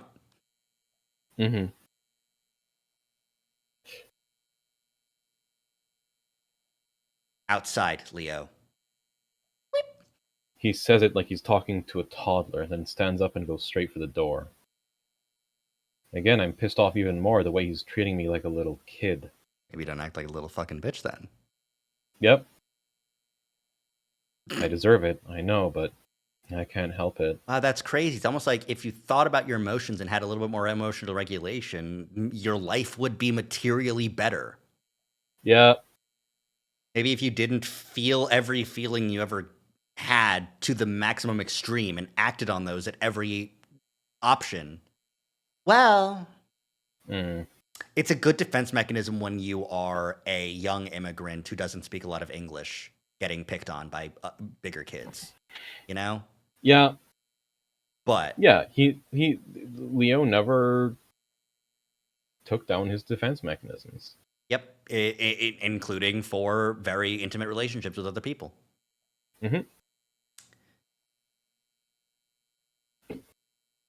I follow him out into the hot air again, trying to ignore the heads turning as I walk by. To be fair, this is a really fucked up thing for Chase to have done. Yeah, especially at a public place. Yeah. Chase. Why? Okay, here. You know what's really fucked too? Jenna. Yeah. Could you imagine the different reaction this would have had if Jenna went like, fucking got him, and then hung up? Like, yeah, imagine if she had just gone, ha, I got you, and then hung up. Like, come on. I think Leo could have avoided this. You know what? I think Jenna is like sitting in the diner and is like watching and is like, this is tasty. I wanted this to happen. Experimental psychology. The prank that Chase told me was I was going to tell him got you. But I'm not going to do that. That's giving Chase too much credit, but like, you know. I think I gave myself the hiccups. Ooh. You want to hold your breath? Okay. I can tank it. All right. What the hell is wrong with you? He whirls on me. I'm shocked he looks almost as angry as I am. Me? You know, I told Jenna there was no way in hell you'd fall for this since you already knew how I felt about you. Ooh. All right, so it was Jenna's idea. Oh. It was Jenna's idea. And you know what? I bet it was because Chase was doing the thing that he does, which is, it's not a problem. We'll talk about it when we need to talk about it. And Jenna was like, no, that's not what's going to happen.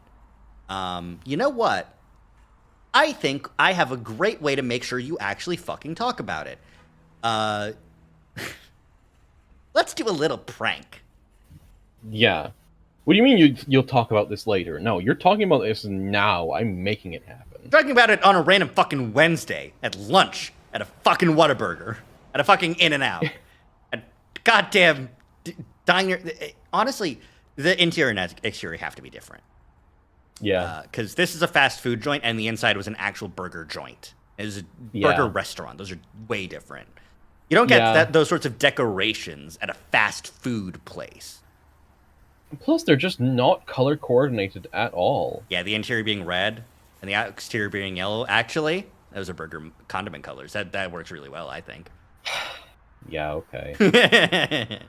But a place like that, obviously it's different places because the building in the interior was really tall. These are small windows. There's posters on the walls. There's no blinds. Yeah. I think they deserve whatever happens in Echo. How much of this is the spooky children, and how much of this is the messy people making messes they can't clean up? Esper, that's the point. Yep. The spooky children are caused by the messes. The horror of Echo is simultaneously, like the Echo is psychological horror. It's, you know, there is scary shit that happens, but like most of the scary shit is just like social horror, you know? Mm-hmm. There are supernatural things that happen, but the root of all of them is the actions of other people or yourself. Like the chuntling did not cause Leo to be like this. Leo being like this caused the chuntling. Mm-hmm. And chuntlings had been appearing previously. They just were for other people doing other fucked up shit like Brian. Like, yeah, I kept seeing aliens and then my mother because I'm real fucked up. Mm-hmm. I know you've been seeing things too. Mm-hmm. The spooky children is the manifestation of everyone in the town's most horrible trauma, which happens all the time because there's a lot of just real terrible people in here who have been haunted by generational trauma, and like no one makes it out of Echo, really. Like, yeah. The closest we get are the side characters that are from Peyton.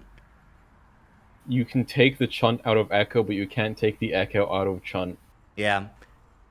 Fucking imagining a chase that makes it out, like the end of Carl Route, just still ends up causing some sort of fucking supernatural paranormal singularity Akira blast in some other town he settles down in.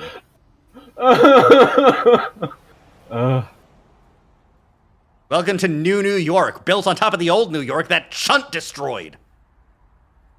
Exactly. Fucking Watchmen summoning a whale, but it's just a giant chuntling in the middle of fucking Broadway.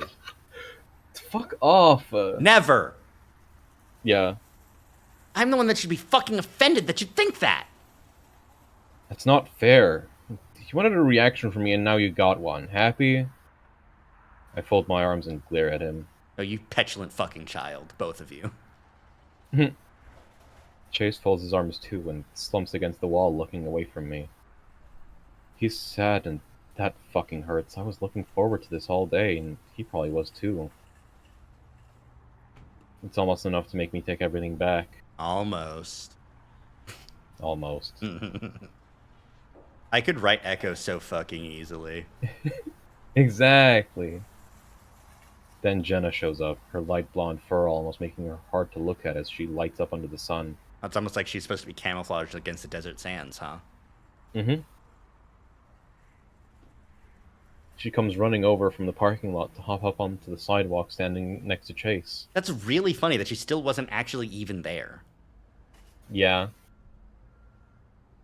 I should have known how strange it was that Chase would park so far away from me.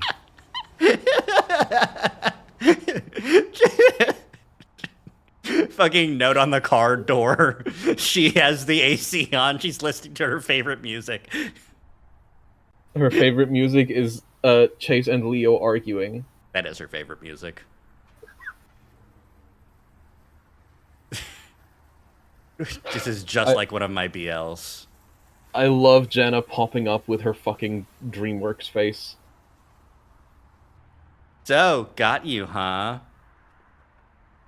Yeah. Oh, yeah, how does Jenna fit into the tank top meta? Ooh, right. Well, this is a crop top. It's different. Okay. Is it? Spaghetti straps is a way different vibe than, like, you know. Right, okay, that's fair. Especially like a black, like, I really don't know what better term there is than calling the other tank tops that the other characters are wearing wife beaters, like. Mm-hmm. And this is definitely not that. Mm-hmm. I'd imagine Jenna's brother wears something like that. The thing is, Kutsu also was That was more of a sleeveless. compression top. Well, yeah, but listen, we need to work out the sleeveless meta. Mm-hmm, mm-hmm. Oh, it's because she knows. The sleeveless symbolism. It's because she still knows. Because she has knowledge. Yeah.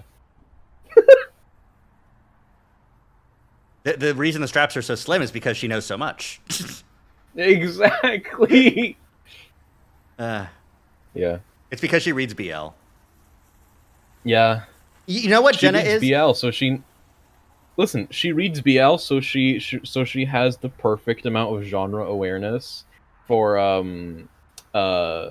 James Hendricks and John Bigay's messy breakup. Exactly. She has read enough BL to accidentally synthesize exactly what's going on in the town, but not know that.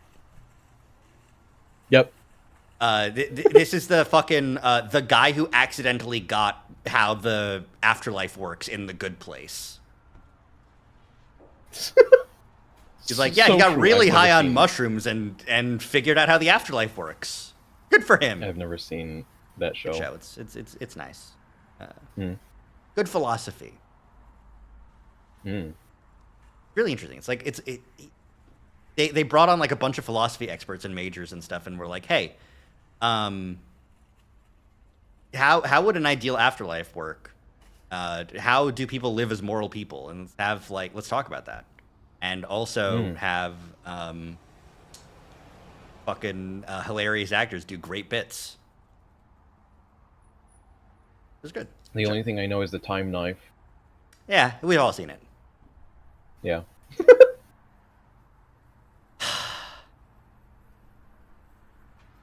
That's what happens in the fucking TJ route, is Chase is just standing there, staring into the mirror, sweating his fucking balls off, going, I saw all of time and space coalesce into a single blade. And the creature's just like, yes, the time knife, we've all seen it. Now kill your friends!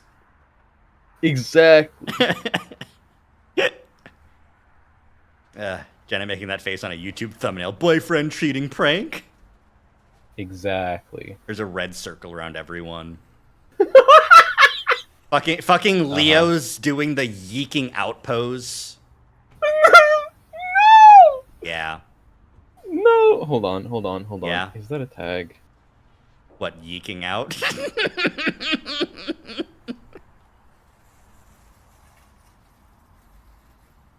I'm about to yeek, man. No results. Fuck. What the fuck? I looked up yeeking out, and one of the like top image results is one of the guy from Yeek with his little yeek out, but censored.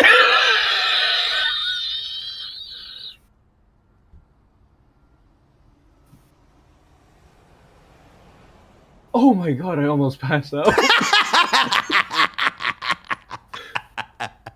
That was a life risking wheeze. I almost passed out. I got really lightheaded.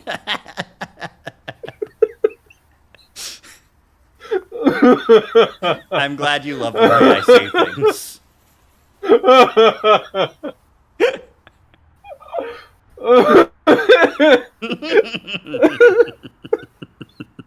Fuck. Sorry, this just reminding me of that fucking. Mm-hmm. It's just reminding me of that fucking Disney adult TikTok. It's like, only at Disney World will the hibachi chef make a hidden Mickey out of onions. And the comments were just fucking Disney adults when there's a hidden Mickey in their divorce papers. But the one that I was like specifically thinking of was like, yeah, a guy got arrested for having his hidden Mickey out on the train home. On the monorail back to the hotel. Oh boy. Oh boy. God. Anyway. His poor hidden Mickey. They They have those in Kingdom Hearts. You've got a lot to look forward to. Shut the fuck up. Okay. Anyway. She'd been sitting in there this whole time, probably watching us through the windows. God, you think she has binoculars? You think she's that much of a creep? Oh my god! Right? Like, it was far away, right? Chase was parked far away from the restaurant. What do you mean she was watching you? How was she watching you? With Did binoculars, she have like a fucking creep! She had the fucking opera glasses. She had Meta glasses in 2012. She had the Google Lens, the Google Glass, and was like tap tap zoom in, zoom in. I can see anything if I zoom in far enough. So true. She had the fucking Edith glasses from Spider-Man. Can we stop referencing the fucking Marvel Nope. Cinematic Universe? It's 2026. Spider-Man Brand New Day was good. I should see it. I agree. What's wrong, Leo?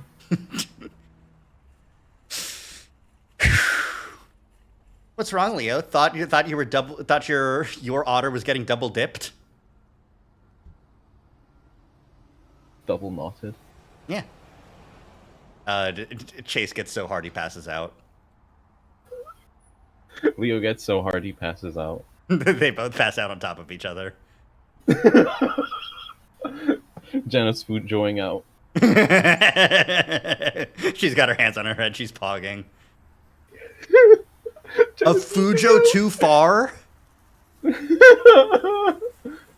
IQ too high? Does she know? The glee in her voice brings it all back, and I realize who I'm really mad at. The staff at In-N-Out.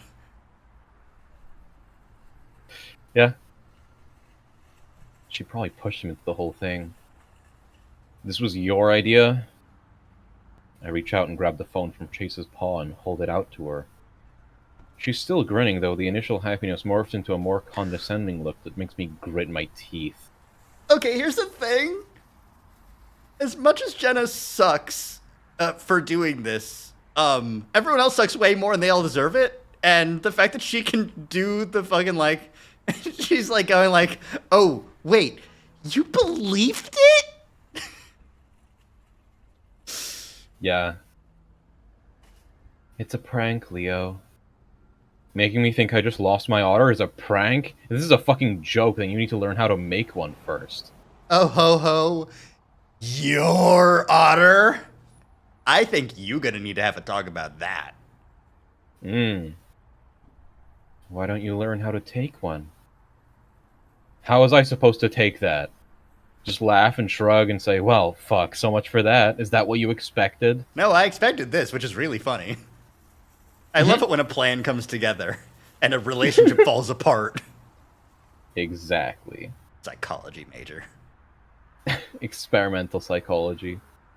I throw my arms out in a big, exaggerated shrug. Jenna frowns and lowers her ears. Oh, right. Consequences for my actions. All right. Actually, we just thought you wouldn't fall for it. At least, not this hard. I mean, come on, I cropped that from the cover of some teen magazine. It was my number, too, if you didn't notice. She continues to frown at me. Chase is still looking away from us, and I feel like the big asshole that's ruined everyone's fun. Well, if you feel like it, and you walk like it, and you talk like it... Yep. No, this is still a fucked up thing to do. Yeah. Everyone in this... everyone was harmed in the making of this. That should be at the front of every Echo game, huh? Exactly. The writer was harmed. He was. The writer was harmed and had to go Stop. take a sabbatical to write about Space Wolfcock. What if they were good? What if they were good to each other? What if there was sex and it was awesome? The thing is, they're not even good to each other. Damn it! All right, fine.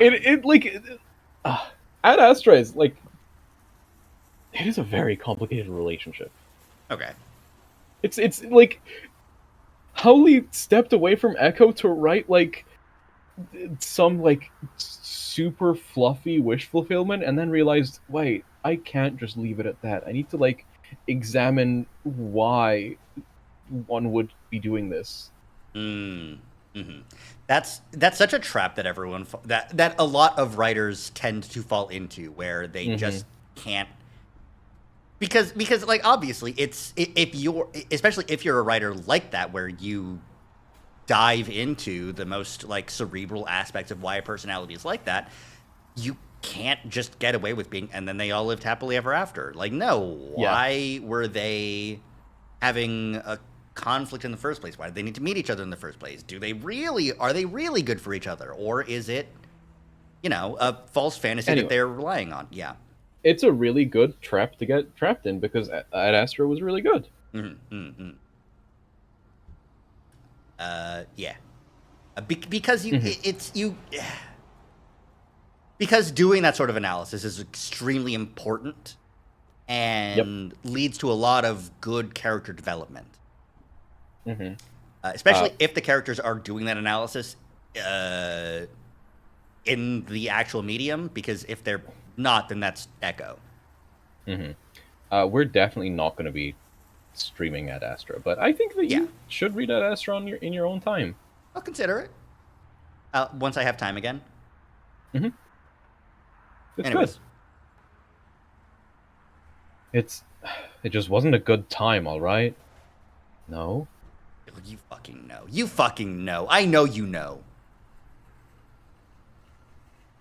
No. Why the fuck is she doing this right now?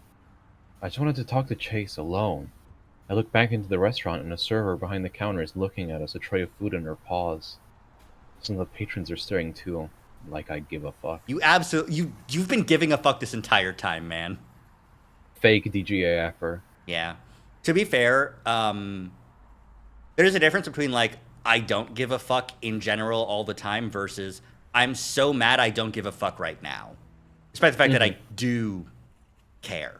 Like I don't want to be that guy, but right now I'm pissed enough to be that guy. Yep.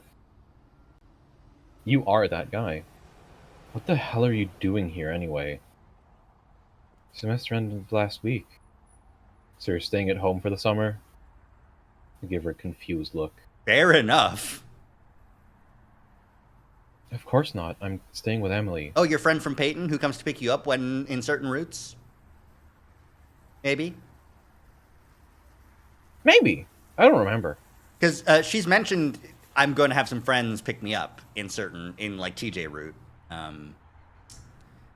And we never get any information about that. So just having some friends in Peyton makes sense for her, you know? If it's the same friends, you know?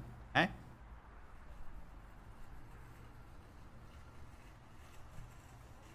I take a deep breath and close my eyes. I'd honestly be happy to hear Jenna was going to be around for the summer if she hadn't introduced herself in such a fucked up way. I see her give a heavy sigh, and I open my eyes to see her rubbing her head like I'm just the biggest disappointment. You are. You need to calm down, Leo.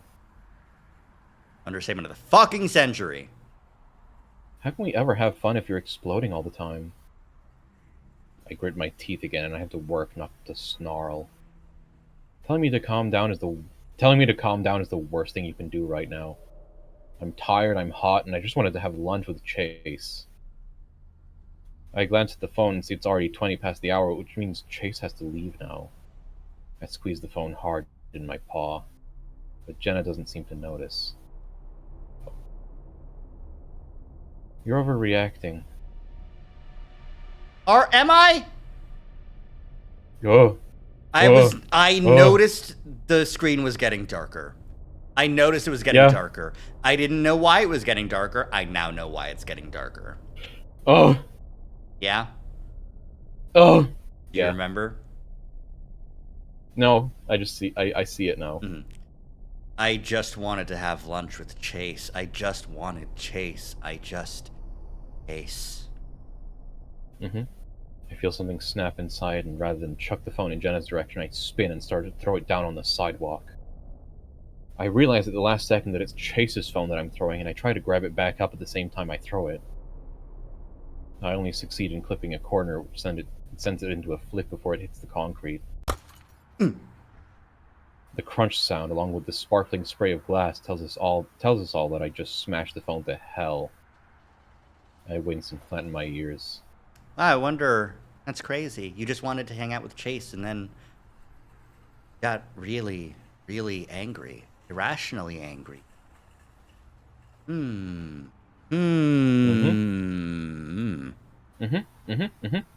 I stared at the little black square for a while, feeling both of their eyes on the back of my head. ¿Qué mierda fue eso? I'm doing my best. I believe in you.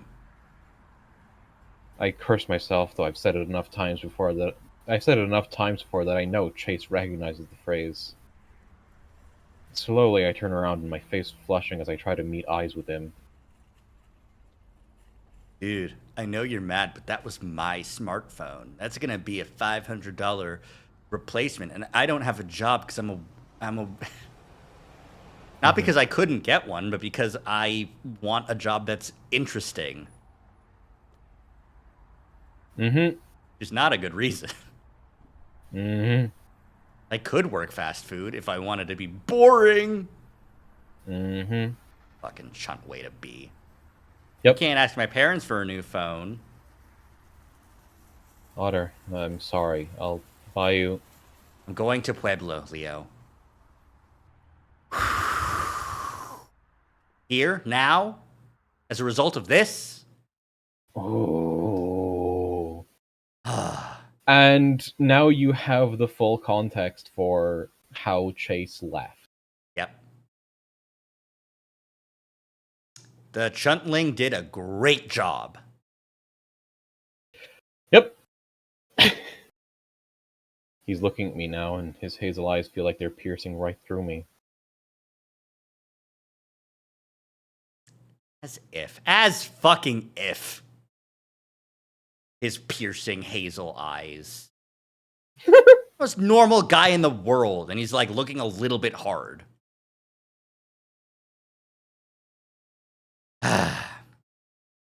I stare at him for a second as if I didn't understand, but I feel my stomach sink even as I speak.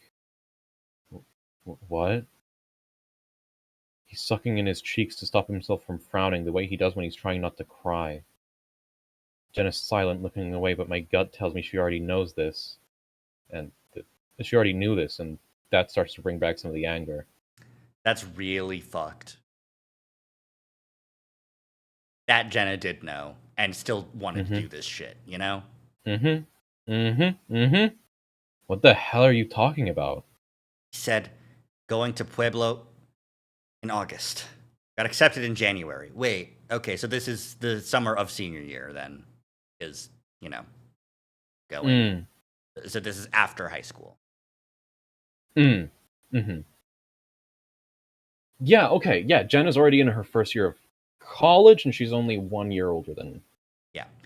And Chase. that does make Chase's everything even more fucked, because he kept on, obviously the January thing, I got accepted. Yeah, he's been holding on to this for months! When he was still in high school. But also, it makes his lie, like, even worse, because the lie was, I don't know, I'm going to decide in a few months. You know? I have a few more months to think about this. And it's like, no, you've thought about it, and your lie was really bad, because if you did want to go, and if Leo was at all supportive of him going, then Leo would be like, okay, but, like, you do actually you needed to make a choice, like, fucking a year ago, man. Yeah. And if I was going to support you leaving, then I would have, like, helped you with your application, you know, stuff like that, you know? Yeah. But no, obviously that isn't what he was going to do, and that's why he couldn't tell Leo. But, like, the lie didn't make sense. Anyways. I don't know what to say. I feel like I've been punched in the stomach and I can't get my air back to make words. I say all I can manage. Chase. He turns away from me. I gotta go back. I'm already gonna be late. Jenna looks over at me and I finally see some remorse in her face before she jogs to catch up with Chase. I hear her start to apologize. I watch him go, desperately wanting to run up and pull him into my arms and tell him I'm sorry, but I know that'll probably make things worse. I don't need him. I have him. He likes to be left alone when he's pissed like this, but after dropping that bomb, I want to talk to him right now. No, we'll figure this out. Doesn't matter if it takes a month, a year, 3 years. Yeah. 2 years and change? Yep. I'll just talk to him when school lets out. Yeah, that's what I'll do. Just a few more hours. I watch them pull out of the parking lot, and I wish he'd look at me as they drive past, but he doesn't. Neither does Jenna. Am I crazy, or did Windows change the USB sound? What? It's a little bit, like, quieter, a little bit rounder of a sound now. It's not as sharp. I don't remember. Like I only noticed it today, so it's been like a week. So last week the USB connection sound was normal. They have, yeah, okay. Well then, fuck them. Oh, they're stupid. Okay. Yeah. It's cringe because it's not. The previous USB sound. It's still the same cadence. It's still the same sound. But the previous one was sharp enough to actually notify you. Now it feels almost like it's being played in a distant room. And it's missable, and that's not good. That's really funny. Yeah. Anyways. I hesitate, then pick up Chase's phone because he's gonna need to recover some shit from it when I buy him a new one. When I hop in my truck. God. When I buy him a new one.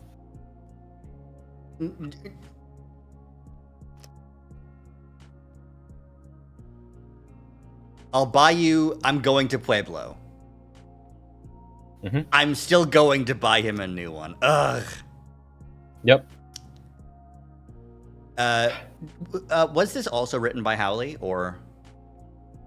I don't remember. I don't know if I can't remember exactly if all the sides. I can't remember if all the side stories have like separate credits. Mm. No, yeah, this was okay. They do. Okay, they have credits in the. They've been credited on the wiki, and Okay. Phone was written by Howley. Okay. Because I was gonna say I really like how Howley properly and correctly nails down the mentality of someone like Leo. You know, it's not even like we don't get a lot of Leo's internal monologue when we interact with him, but we still get like glimpses when he like says stuff like that in the Leo route, where he just sort of like assumes something's gonna happen the way he wants it to. And that includes this. And like it's not even a thought like he's gonna need to recover some shit from it when I buy him a new one. Like it's really well done. There's no self-interrogation about the fact that that's going to happen, because it's going to happen because he needs to make up for it so that they can stay together, so that they can be together. Yeah, exactly. So that we can work it out, which is, I just have to, if he does go to Pueblo, I just have to hold out for 4 years. I just have to not kill myself for 4 years, and then he'll be back. Exactly. Yeah.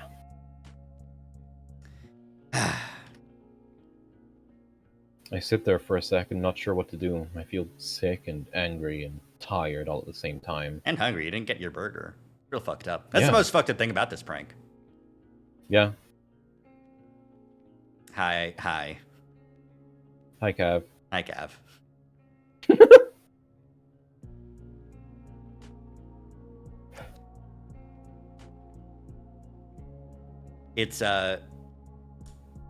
It's very fun when alters have different typing quirks. Homestuck. Yeah. What if you had all the trolls up there? Yeah. Such cases? I don't know how many. A few such cases. A few. Gotta be. Yeah. Vriska. Sounds like hell. Here's the thing. Many Vriskas. The Vriska altar would kill the Tavros altar. Exactly. Anyway. A lot of this is my fault. Ah! I punched the steering wheel. That's really funny. That's really funny. I got a little spooked. I don't know what to tell you. That's really funny. I punched the steering wheel and it honks. That's really funny.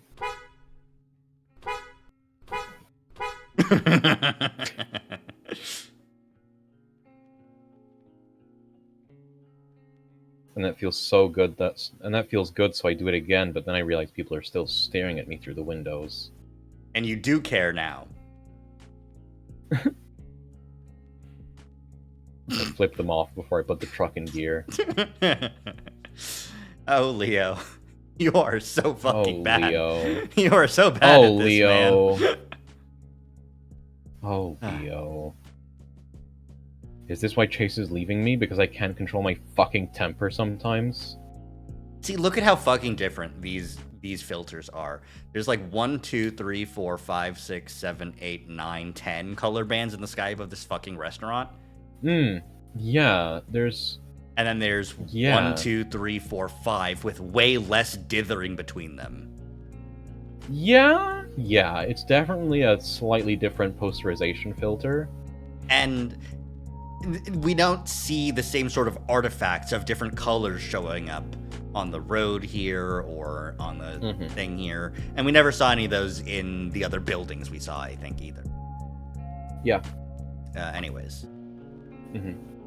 No, not leaving me, just working things out. Never leaving me, never leaving me, never leaving, never leaving, never. As I'm driving down the road, the churning feeling in my gut finally gets to me, and I pull my phone out, looking up now and then to correct my steering. I type what I hope is a heartfelt apology. Pull over and do it, asshole. In the middle of it, I remember that his phone is sitting in my cup holder, fucking broken. I finally let out the snarl and pulled it back until my phone in the passenger seat, accidentally swerving and setting off 2 times. Oh shit! Fuck! Dual tech! Dual raid! Oh god! Dual tech! Fuck! Hi Mara, hi Fable Fox. Thanks for the raid on Zach. Welcome to Echo. Welcome to Echo. We're doing media analysis and it's taking a very long time. Listen, every line a tangent. Every line a tangent. That's because every line is a painting. Hi Mara, hi Fable. If you're not familiar, I'm Andromeda Zach. I'm a 3D VTuber. Mara and Fable are friends. Yeah. Ah, fuck! They've bled me! I'm bleeding! Ah! So true. Hi, if you don't know me, I'm Amburion. I'm also a VTuber. I'm here, forcing Zach to read this at knife point. Ow. And the knife isn't necessary. I'm doing it because I like Amber as a friend, and this is a very interesting and fun game, but the knife is still here. We're just playing toys. Yeah. Just like Chris Deltarune. Exactly. Ooh, toys. Ooh, toys. That's Aqua Deltarune. Exactly. How was y'all's streams? Y'all were doing Guilty Gear Strive, if I'm not mistaken, right? Hold on, I can...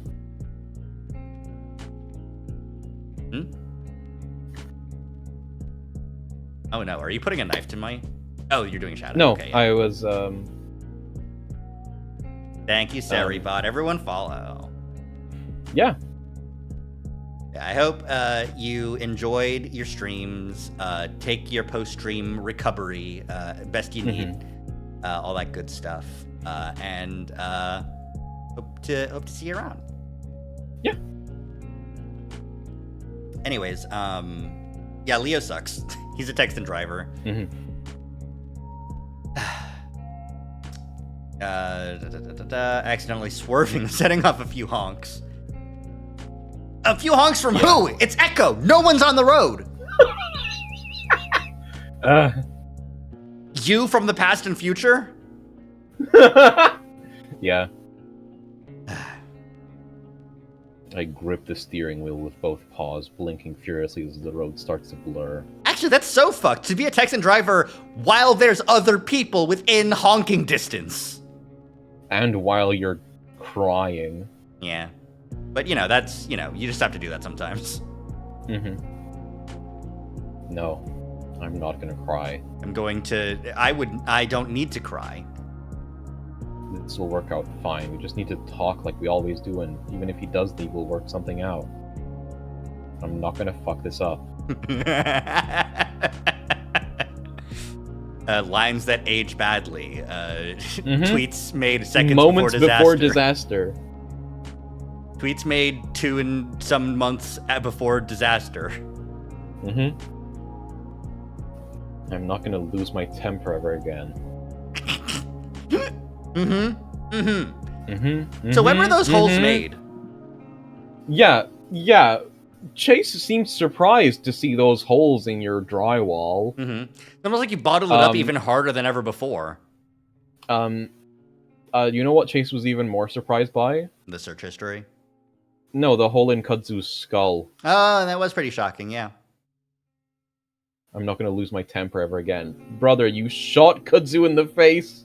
And then pulled Chase off the train. Yeah. I'm not gonna lose him. Well, I guess pulling him off the train did result in you not losing him. You got to cuddle him for the rest of his life.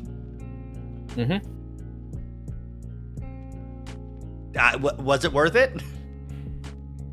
For the rest of his life, yeah, like a few hours. Yeah. Don't worry, that was the rest of Leo's life too.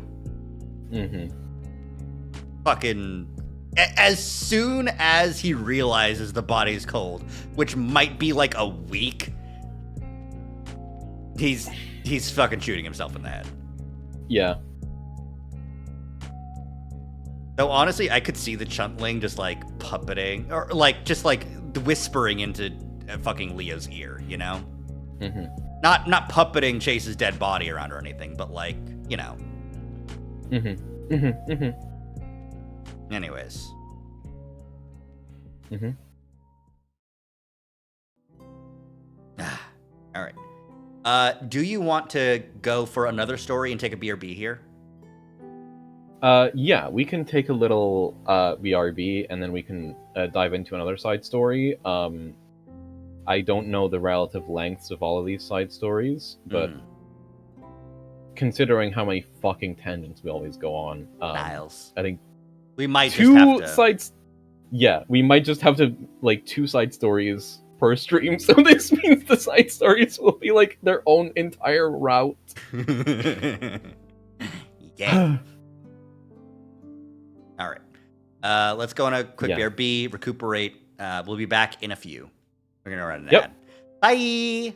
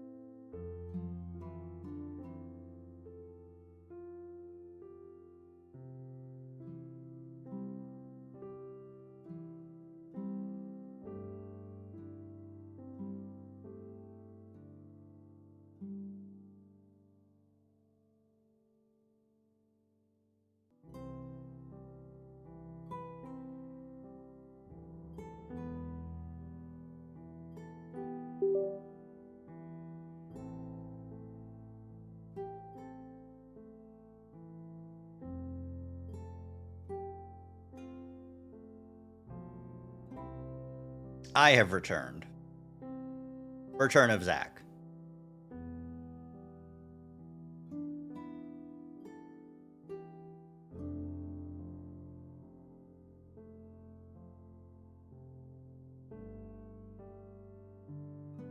Whoa, Returnal. Yeah, that's the game that we're playing. I return and suddenly I have 3 tabs of Zach open. You should have 3 Yeah. tabs of Amber open too. I return and suddenly I have 3 cans of tab open. All right, let's hop back to the. Give me a minute, actually. Yeah. In the meantime, I pulled up social media, and I'm watching the fucking. I'm reading through the new page of Shen's comic. Uh-huh.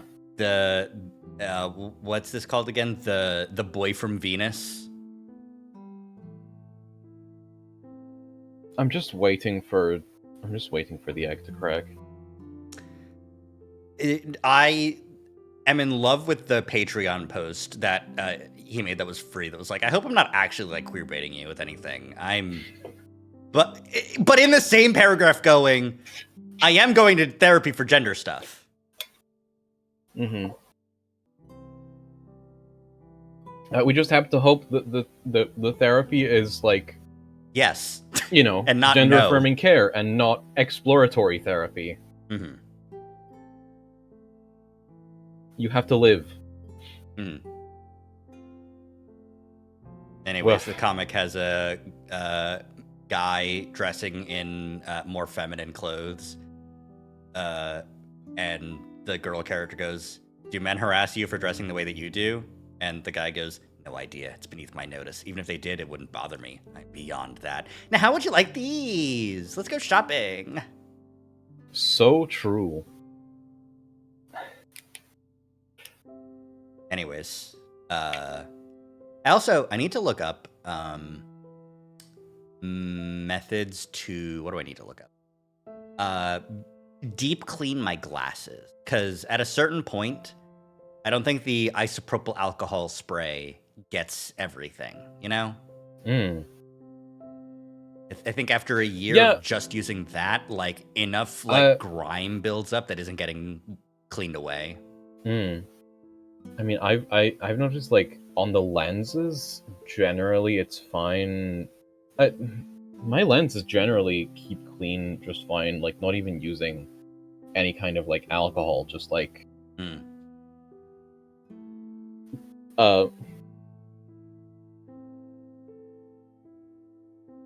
just using fucking breath, mist, and a microfiber cloth. I can't get away with that shit, man. I got long bangs and long eyelashes. My glasses get dirty quick. Yeah, that's fair. I just recently got my got an eye test earlier today. Mm-hmm. I have one positive thing and one negative thing to say about eye test. The negative thing is I hate the fucking they test the pressure of your eyeball by blasting air on it. Oh. Yeah. And they like do it like 4 times until you stop blinking, or they get one where you didn't blink. Mm-hmm. And I'm like, I know that you need to, but like you can't expect me to not blink, man. Mm-hmm. The positive thing that I like is when the optometrist pulls out like a really, really bright light and shines it into your eyeball, because he's looking at your blood vessels to be like, all right, do you have any like eye disease? Do you have glaucoma? Do you have, whatever? Mm-hmm. And while he can see it, I can also see it. Mm-hmm. In my vision, I also get like flashes or remnant images, shadows of my own blood vessels splayed out across my retina, and my brain is registering them. It's really awesome. It's really funny. Yeah. We're sharing the experience of looking at my eyes. Mm-hmm. Gonna get ready for bed. Good night, Starry. Good night, Starry. I remember the last time I went to the optometrist, I made them, like, I wanted to run every single test that they had. Mm-hmm. Mostly because I was, like, kind of really concerned about the amount of, like, floaters I had in my vision. Sure. Mm-hmm. Anyway, it turns out I just have really thick retinas. Well, obviously they're thick. I guess they're that was the double-lined. explanation. They're reflective. Of course they're thick. Yeah, exactly. It's just like how it turns out I have like extra teeth. I have 2 extra top teeth. Yeah, obviously, because that's, Those are my fangs. exactly. Obviously, your canines are Those your are my- fangs, but those are canines. Yeah. I'm canines. True. But yeah, it's. I went to a new place this time because the place I usually go to is one of those fucking like chain places where they like really want you to buy glasses too. Yep. I found another place it does still sell glasses, but I was able to be like, I'm not going to be buying glasses from you today because I have glasses that are very similar to the ones I draw myself with all the time. I've ordered them online. They're under rim glasses, which are very, they're not common. Most of the time it's the over rim or full rim frames. But the under rim, I think, really accentuates my very thick eyebrows, which I love. You know? Anyways, Echo. Echo. Let's hop back Is in. Blake. All right. What are we going for? I think I want to save metaphor for later, so I think I want to do lights. Let's do lights.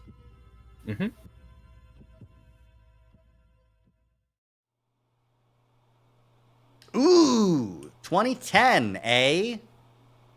Oh, yep. 5 years prior to the events of Echo, 8 years following the events of Sydney getting fucking murked. Yep. Okay, cool. 2 years after Route 65. So prime of the Lee Ace relationship really doesn't work, huh? You really can't like combine those names.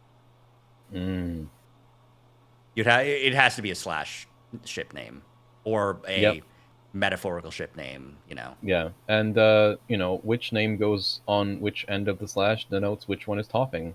Yeah, I'm aware. It's always Leo. It's always Leo.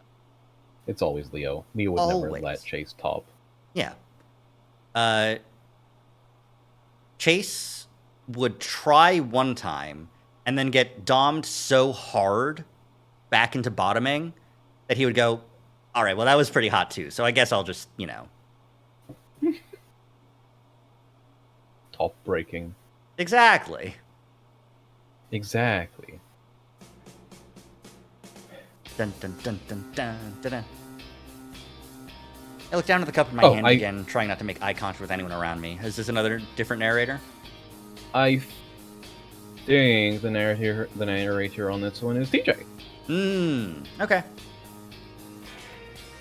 I look down at the cup in my hand again, trying not to make eye contact with anyone around me.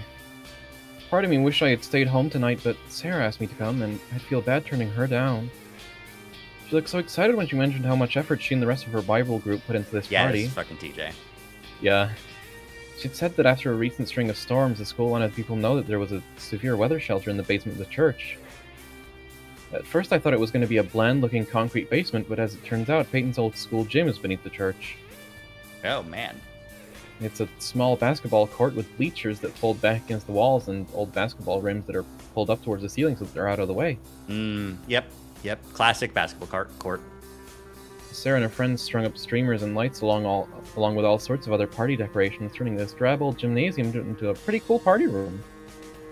A disco ball hangs from the ceiling, reflecting... Oh, Jesus. Ooh, you good? Yeah, there was just a spider crawling on my desk. Ooh. Or some type of bug. I don't know. I didn't get a good look at it. I just reflexively slammed it immediately. I'm sorry. Understandable. Fair. I would do the same. And now I don't know where it is. It's not a smear? No. Okay. It's fine. It's fine. It just got spooked, disco- Cinnamon. It's fine. Yeah. The disco ball hangs from the ceiling, reflecting lights over the room, while the DJ stands off to the side, taking requests for which songs to play. I can't believe Sarah is Pinkie Pie in that Equestria Girls movie. Shut the fuck up. Yep. It's just it's just a thing that happens in every fucking like teen movie where they're like setting up for prom or whatever. Yeah. But like, it's funny to make it Pinkie Pie.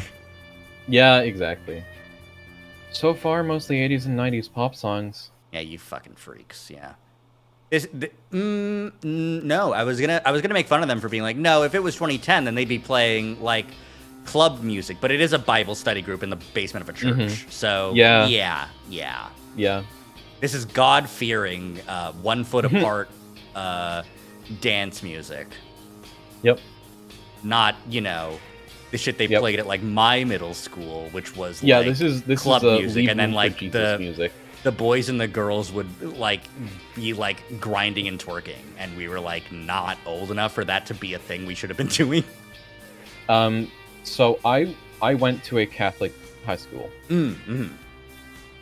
So I have experience. This is your realm of expertise. Yeah. I remember. I remember. So we don't have to. I remember trying to get the DJ to play The Living Tombstone. Oh my god. But they didn't have that in their predetermined selection of songs, so that makes sense. Honestly. Yeah.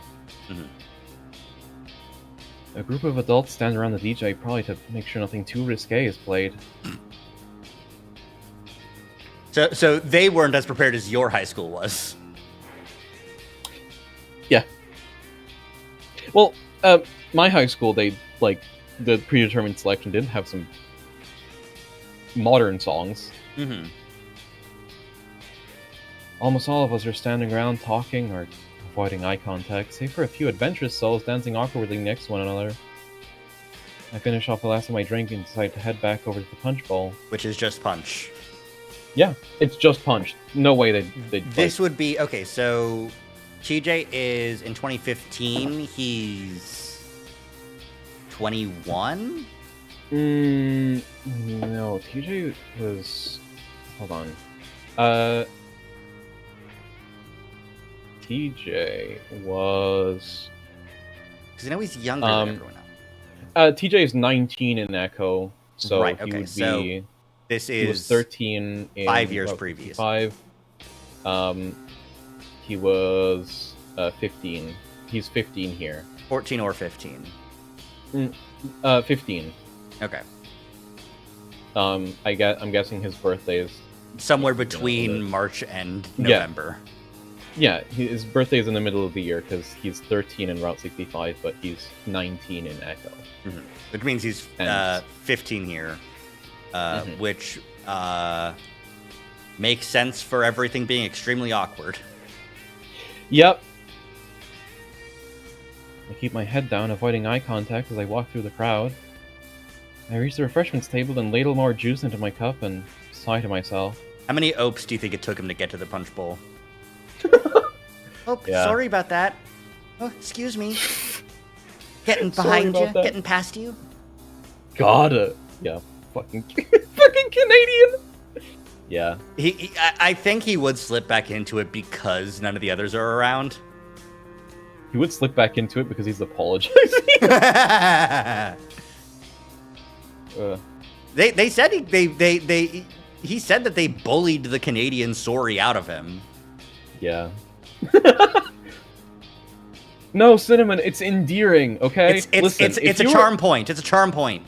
If you are allowed to say that you found my various fucking Scottish accentisms endearing while also incessantly pointing them out, then I am allowed to call the Canadianisms endearing while also incessantly pointing them out.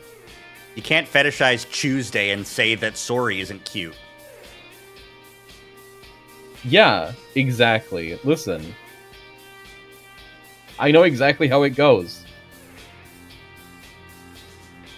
I don't hear accents. I just hear people.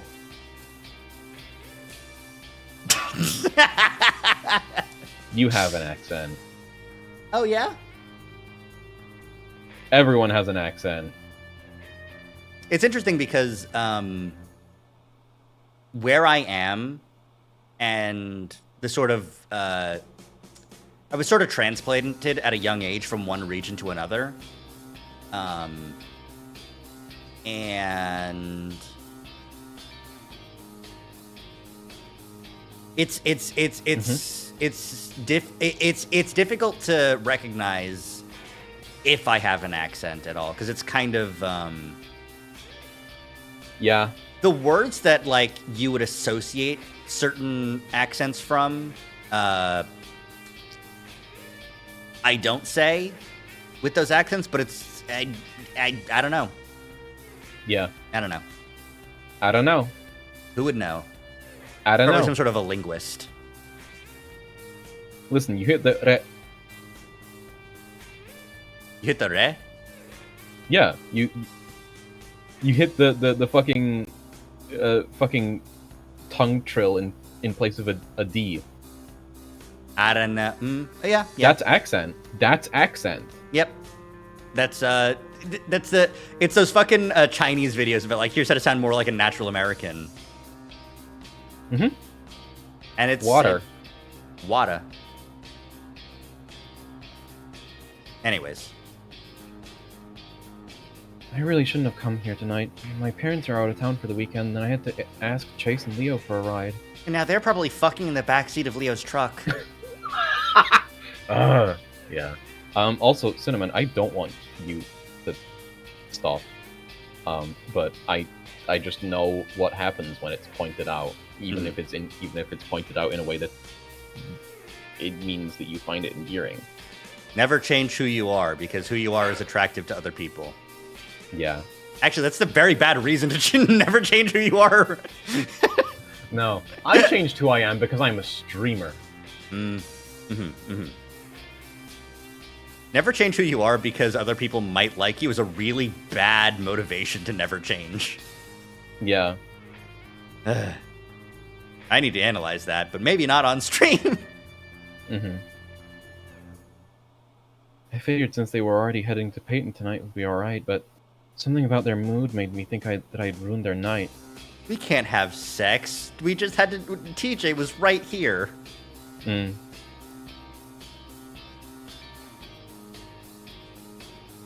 told them that I'd try to find a ride home with someone else and that I'd call them if there were any changes, but they said not to bother. As in they'll pick you up, or not to bother calling them? Like... Chase said that they'd stick around, that it's not like they had anything better to do. Oh boy. This is the aspect of Chase where it's just like, I guess that's okay for us to do. You know, like, yeah. A thing that happened a lot in all the other routes where it's like, one person will have a plan and it's like, well, I guess, okay, sure. Yeah. Yeah, sure, we can go on a hike. Yeah. Yeah, sure, we can drive you, right, Leo? And Leo's like, I wanted to blow your back out, but I guess we can drive. The way you said it made me realize I'd made a mistake bringing them into this.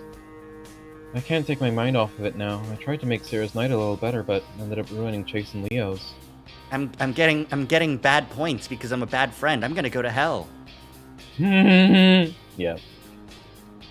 I'm avoiding Sarah, and I can't help but feel I'm ruining everyone's night. You change who you are because plural. So true. You're so right. Change who I am? No. Add new user. PKM new.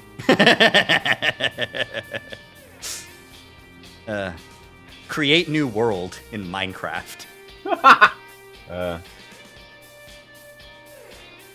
to stop myself from thinking about it too much. Oh boy. I'm glad TJ thinks the same thing as Chase does. And we're right about TJ thinking this every single day of his life. I bring my cup to my lips and drink just so that I'm doing something, if only for a few seconds. I end up downing all of it, and I close my eyes. I focus on slowing my breathing to stave off a panic attack I feel coming on. It takes a few minutes, but finally I can feel my heart rate slow and my body relax. I'm really focused on the physical aspects of my anxiety, and maybe other people. I can help other people with their physicality. Maybe I could become a physical trainer. Mm-hmm. Only to be startled by a hand touching my shoulder. Hey. Hey! My voice is squeaky. She smiles a little at that. I was hoping to find you here. I was looking for you earlier, but I got caught up with Jessica and Amber. Her eyes dart around and she blushes. Would you like to dance? I can't help the shocked expression that I'm sure is on my face, and my eyes dart to the ground. TJ gets trolled.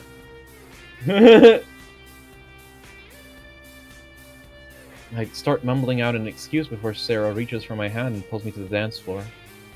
The cup I'm holding slips from my hand as I lose track of myself. Everything seems to fade away as I follow Sarah onto the dance floor.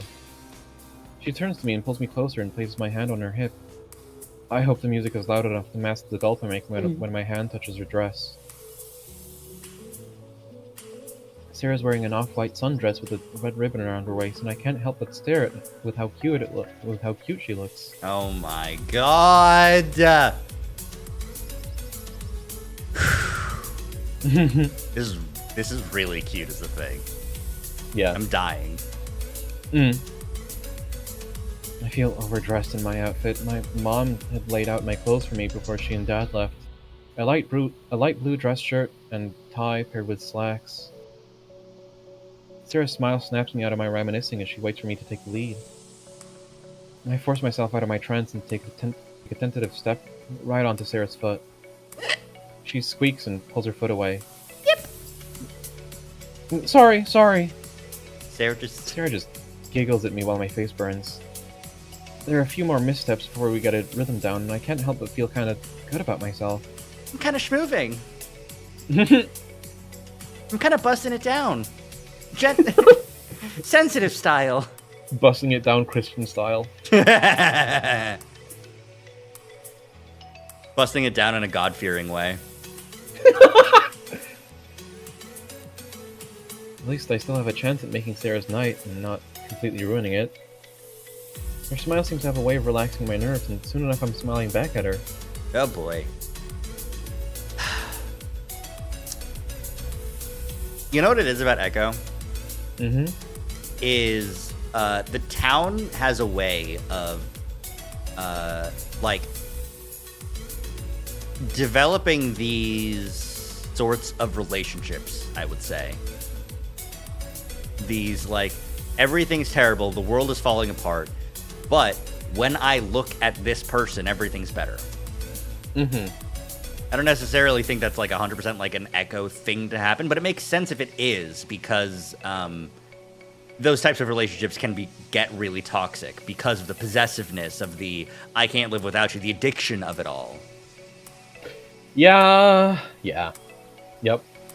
Yep. Not that would ever exactly happen to TJ.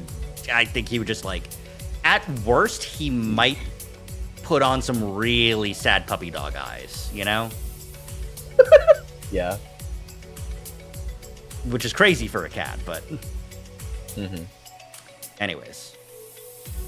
The next song has a faster tempo and we let go of each other. Sarah shakes her hips and moves her body to match the beat.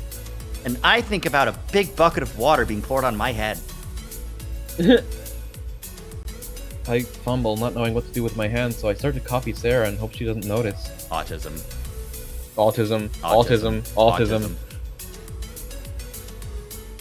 We dance together, laughing and occasionally singing lyrics to songs we both know. Don't stop believing.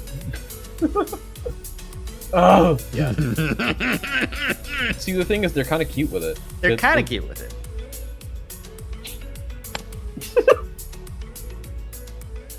Every now and then we bump into each other, which forces a few laughs out of us, although I'm suspicious that she's doing it on purpose. Ooh, I can hear the music slowing down.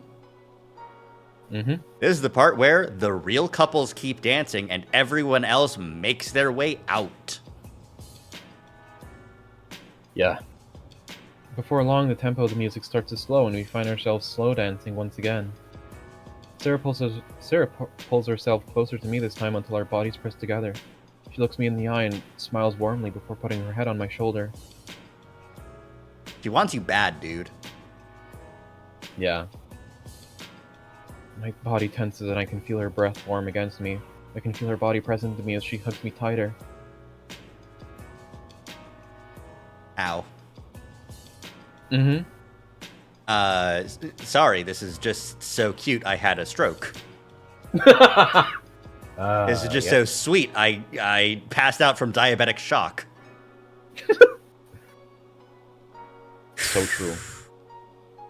This is a testament to the writing ability here because This is a new writer. Oh, it is. This is Scratchel, which is a complete other person. Well, it's Scratchel is doing a great job of this, like, nervous, tentative, like. I relate a lot to TJ here. This, like, nervous, like, am I allowed to find this person cute? And also the fact that they are, like, fucking 15, right? Like. Yeah. Yep. And like thinking about it and recognizing that, yes, this is very cute and attractive, but I'm, like, trying my best to, like, downplay it even in my thoughts, even though I'm noticing, even though we're hugging and it's tight and her breath is on and, like, I am noticing all these physical things, but I'm trying my best to make sure that I'm not over-reading into it. I wouldn't be allowed unless someone explicitly said, I'm into you, you know? Yeah. It feels nice. In that moment, I realized just how much Sarah enjoys my friendship. I feel like she trusts me. Your friendship. I'm surprised in Echo you don't show up with a fucking promise band. Yeah. It's been so long since I felt this comfortable around anyone. Not even Jenna or the others make me feel like this. Because they suck! Yeah. Yeah. I haven't felt safe around anyone in such a long time, even my own friends. This is wish fulfillment. This is a wish fulfillment from the writer. This is TJ fan fiction. God, yeah, this is a fic. This is a fic. Yep. But with Sarah, it's as if I can let my guard down. I feel like I could do no wrong to her. I gently pull her into me, returning her embrace and smile.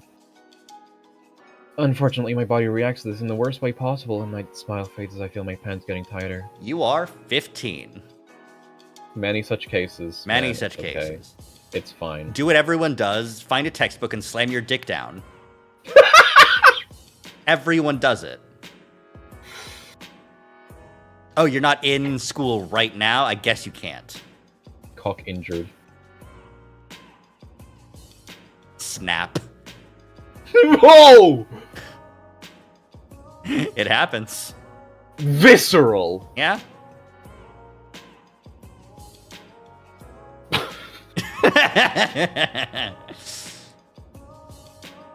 We start to step out of sync, and I can feel her torso run against mine.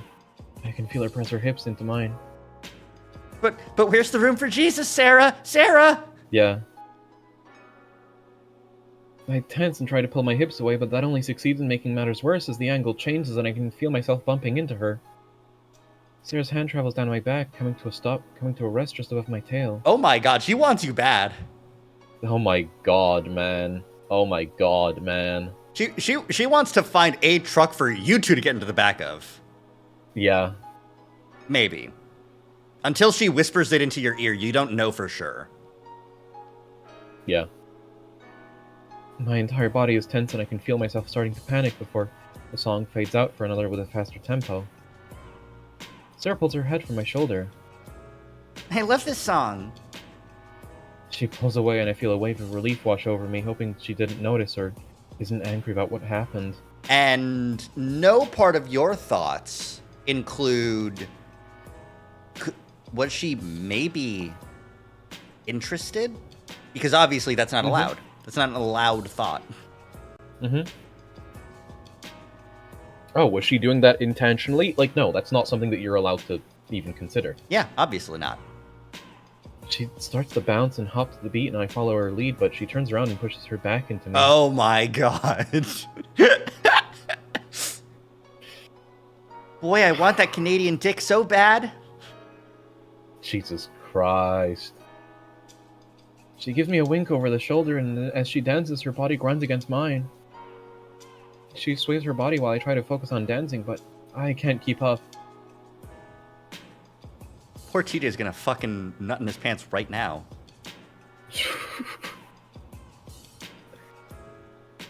Yeah. Fucking TJ at the shore of the lake. The fucking entity showing up for him. It was me, TJ.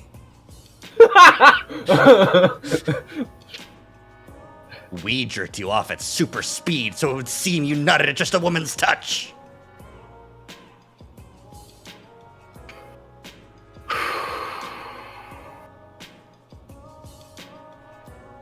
I hate you.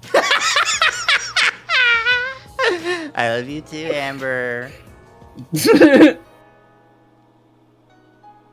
Ain't I just the worst? Ain't I just a stinker? You're great. You are. I'm so cheesable. You're the funny one. That's not fair. You're funny. I like watching your streams. No, you know what I'm saying. Oh no, I laughed and I got spit in my nose. Oh no.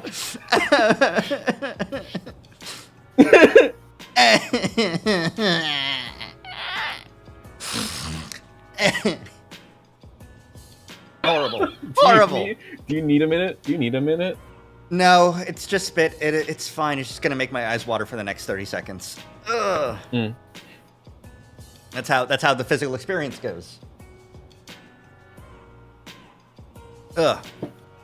But yeah, I'm the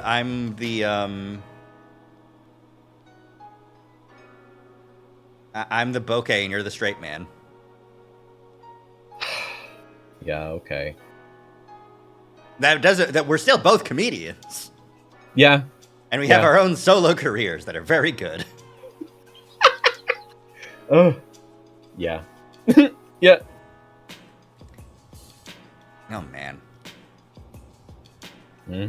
I might actually need a minute. Oh, this really sucks. You can take a minute. I think largely just going to be monologuing for this side story. Alright, I'm good. I'll live. Alright. Okay. I try to move along with her, but I keep moving the wrong way. I can feel my crotch grind against her body. Yeah, that's definitely the wrong way, TJ. Not like if she can control the tempo of her own body. Yup. Panicking, I take a step back, and she follows me. The song seems to go on forever. The music finally changes, and I can't focus on anything other than what's going on in my pants. Sarah looks at me, and before I can react, she kisses me on the cheek. Alright, he's coming right now. He is about to bust. Oh. TJ is getting so hard he passes out. Yeah. Thanks for dancing with me, TJ. Even in the dim lighting, I can see her blushing face. I'm gonna take a break, but I want to dance with you again before the party ends, okay? Okay. I watch as she walks away, not realizing my eyes are on her hips until she disappears into the crowd. A tightness in my pants snaps me back to reality, and I fumble to put my hands in my pockets, hoping to hide what's going on in there. Oh yeah, the fucking baby, the deep ass slacks pockets that you can use to readjust if you put your entire hand in there. That everyone knows what's happening to.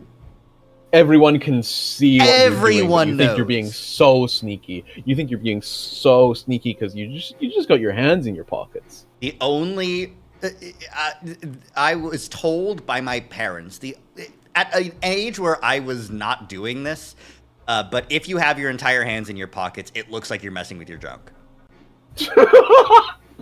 And I was like, well, that's weird. And I was, from then on, taught to at least have my thumbs out of my pockets when I was having my hands in my pockets. Listen, I just have deep pockets, okay? Yeah, it's what you're supposed to do. I can fit an entire 2-liter in there. Imagine if hoodie pockets went that low. So true. I look around for signs to the bathroom and I make my way out of the party room. Holy shit. The exit is a... the fucking bunker. The exit is a long tunnel that leads to the church. The air in here is damp and cold, and as I step into the hallway, I feel a wave of cold air hit me. TJ ends up in the fucking the fucking the Hendrix hotel. God. I realize how warm I am. I'm practically panting. I groan as I realize I probably look like an idiot dancing with Sarah. You look like a mark. That's what you looked like, man. My feet make almost no sound thanks to my natural padding. Actually, I tend to sneak up on people a lot. It is kind of funny when I manage to startle Jenna, although she's made a point of evening the score. It's almost like people put up with you in your friend group until you like actually get them, and then they get mad about it because you're not following your assigned role of group pity case. Yeah.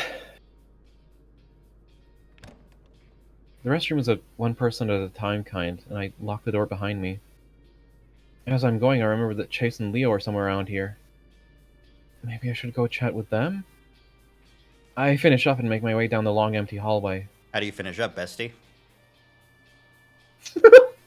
No, I'm sure he just like washes his face, uses the bathroom. Yeah, I think he just went to pee. I don't think he's like... I don't think his Catholic brain can comprehend just having a quickie in there. To be fair, a quick wank in the middle of a party where a girl's dancing with you is fucking crazy. Right? Like... Yeah. I try looking for Leo and Chase, but it's hard to see much in here. I stand on my tiptoes, hoping to see Leo's ears, since he's so tall. You're so fucking baby with it, man. Nothing. I circle the room twice before I give up. Maybe they went outside? I make my way back to the exit and walk down the silent hallway again. This time I turn the opposite direction and at the end and make my way upstairs and into the church. The chapel ceiling makes the hall seem twice as large as it is. Okay. Hey, do I need to be scared? I don't like this. Are you scared? Yes. Good. Oh, damn it. Candles sit lining racks along the walls. A few are lit, but most are not. The fact that any are lit is kind of crazy. I'm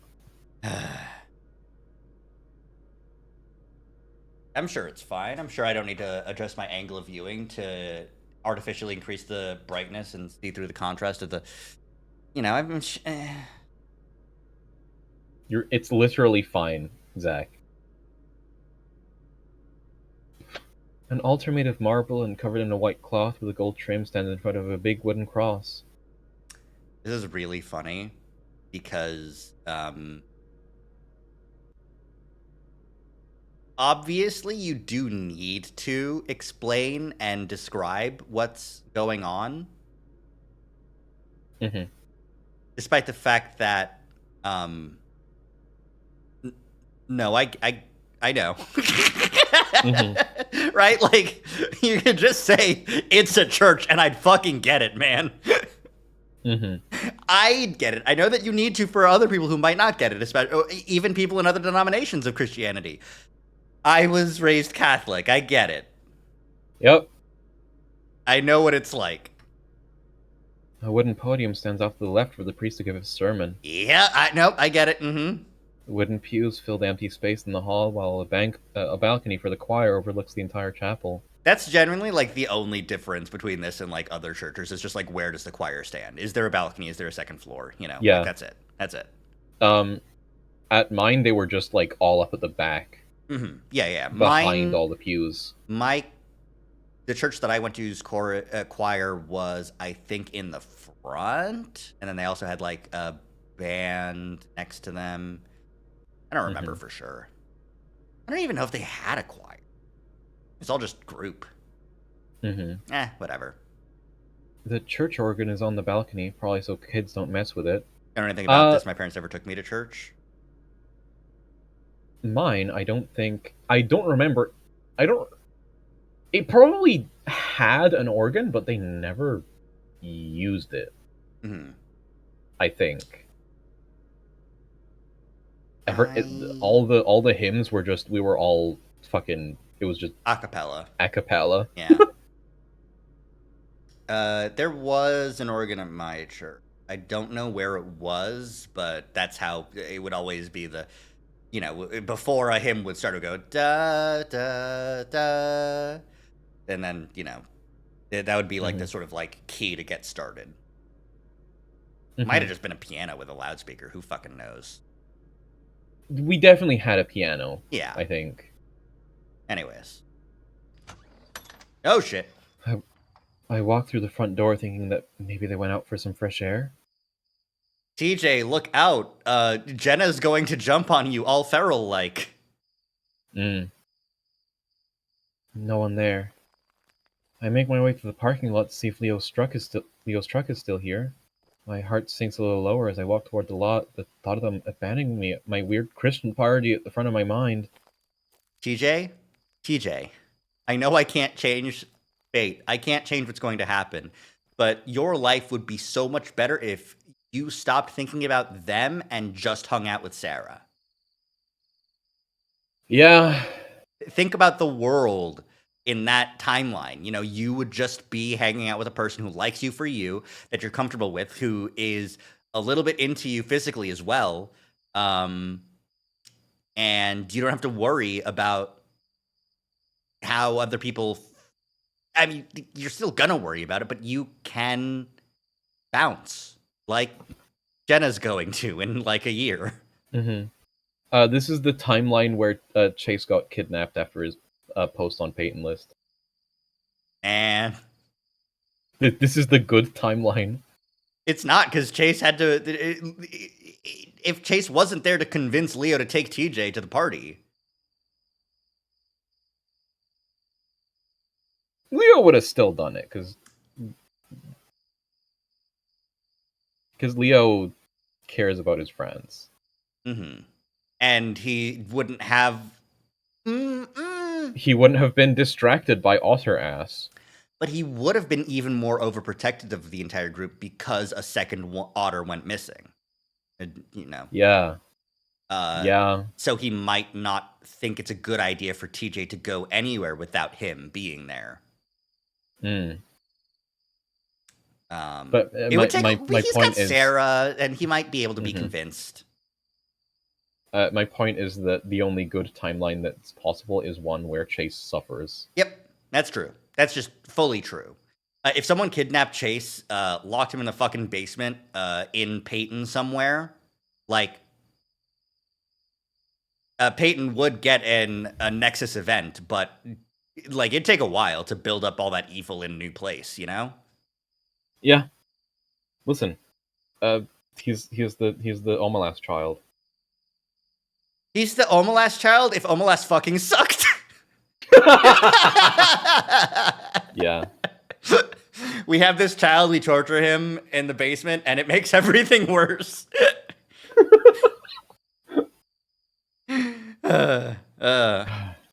It makes everything worse, but at least the next town over is doing better.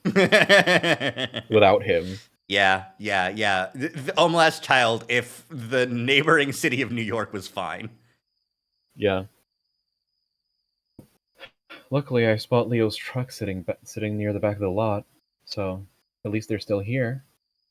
But that's not where we parked when we got here. That's weird. Maybe they went to get something. I head over to the truck, passing under the street lamps. The lights are dim, and the lot is mostly dark, including the space Leo's truck is occupying.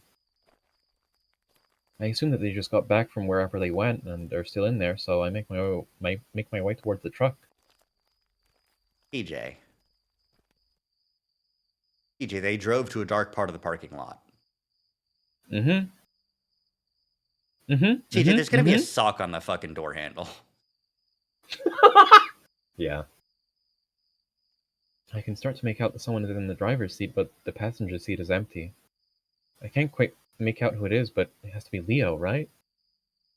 I can see his outline.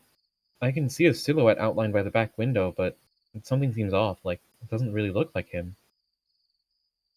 I guess you're 15 and you can be stupid, but Jesus Christ, man. I slow my pace and try to make out what I'm seeing. I stop about 30 feet from the truck and squint my eyes. Suddenly, the silhouette starts to move. But not just that, it starts to morph and change and split in two. The second shadow moves to the passenger seat. I start backpedaling as the driver's side door opens, and I'm about to turn and run when the headlight comes on and Leo leans out. Hey, TJ, is that you?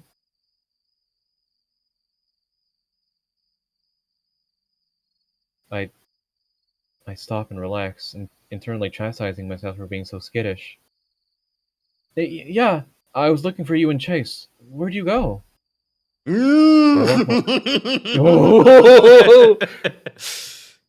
The facial expression is really good. Yeah. I walk more confidently towards Leo, and as I reach the car, Leo closes the door and rolls down the window. Leo looks to his right. Chase is sitting in the passenger seat. He looks a little embarrassed and also a little annoyed. He has a jacket over his lap and his bare legs are sticking out from beneath it. Oh, man. Leo clears his throat.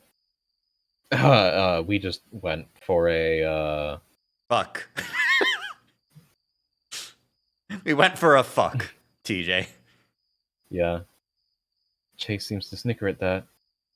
Oh, okay. I'm still not sure what they're talking about, but I have my suspicions. Oh my god.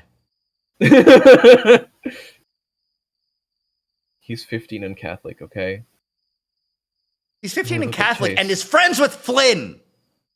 Yeah. Okay. They've that's talked about fair. putting shit up each other's asses for the past 7 years. And he Yeah. goes, "Stop saying asses, hee hee." I look at Chase. So, are you gonna go to the party? TJ, fuck off! Leo looks at Chase, who sighs heavily like he's just put down a giant weight. I don't know about the TJ. It's kind of awkward. Not really into the whole Kool-Aid thing. Yeah? I know what you are into. Mm-hmm. Okay, if I'm Chase here, I'm just gonna go, TJ, I think we're just gonna hang out here. You should go back to the party and have fun. Mm-hmm. In fact, the thing you is, should he have can't fun have for fun the at- next 30 minutes. He can't have fun at the party because he's gonna get a boner. And then TJ and Chase and Leo look at each other and like, boners aren't fun. Ah. They're having sex right now. And they're like, wait, you're not going to enjoy having a boner right tonight? This evening? It's the funnest thing in the world. It's even more fun than God. Also the Kool-Aid reference. Yeah. It's 2010. Yeah, that tracks. That last part comes out all mumbly and quiet. I flatten my ears to my head and ball my fists. Serious? Quit acting like this is some cult, Chase! TJ, it's Chase. You know him. Mm-hmm. He's never going to say atheist. something correct. Like, you can't fix him by being indignant about it every time he's, like, kind of an asshole, because that will never change. Reddit atheist. Yeah. My eyes go wide when I realize I said that out loud. Chase rolls his eyes and makes a sound with his mouth. I know, TJ. I was just joking. I clench my fists harder. No, you're not. You always mumble stuff like that when all I'm trying to do is include you guys. Okay, TJ, this is on you. Mm. Let the men fuck. Yeah. Let the boys fuck. Because they are teenagers here still. Yeah. 15 and 17 here, I think. Chase glares at me before responding. Well, maybe it's because I'm not comfortable being in a place that thinks people like me and Leo are disgusting. Who in there thinks you're disgusting? You know most of them. You've hung out with me and Sarah before. So who in there thinks you're disgusting? Chase rolls his eyes again, and Leo seizes the opportunity to step in and raise his hands. Look, Chase, we're here on TJ's behalf. The last thing we can do is stop. The least we can do is stop in and say hi. Chase mumbles something again, but I ignore it. I was gonna get fucking railed. I was gonna... Mm. Leo's gonna find a second G-spot in me. God damn it. Oh, I'm sorry. Don't get that loud. Ooh! I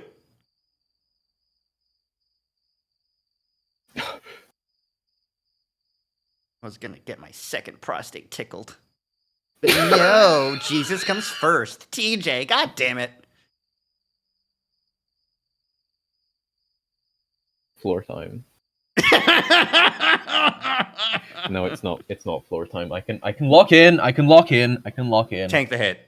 Sturdy. I can tank it. Listen. The fucking friendship mechanic from Pokemon was like, it withstood the hit because it wanted to make you proud.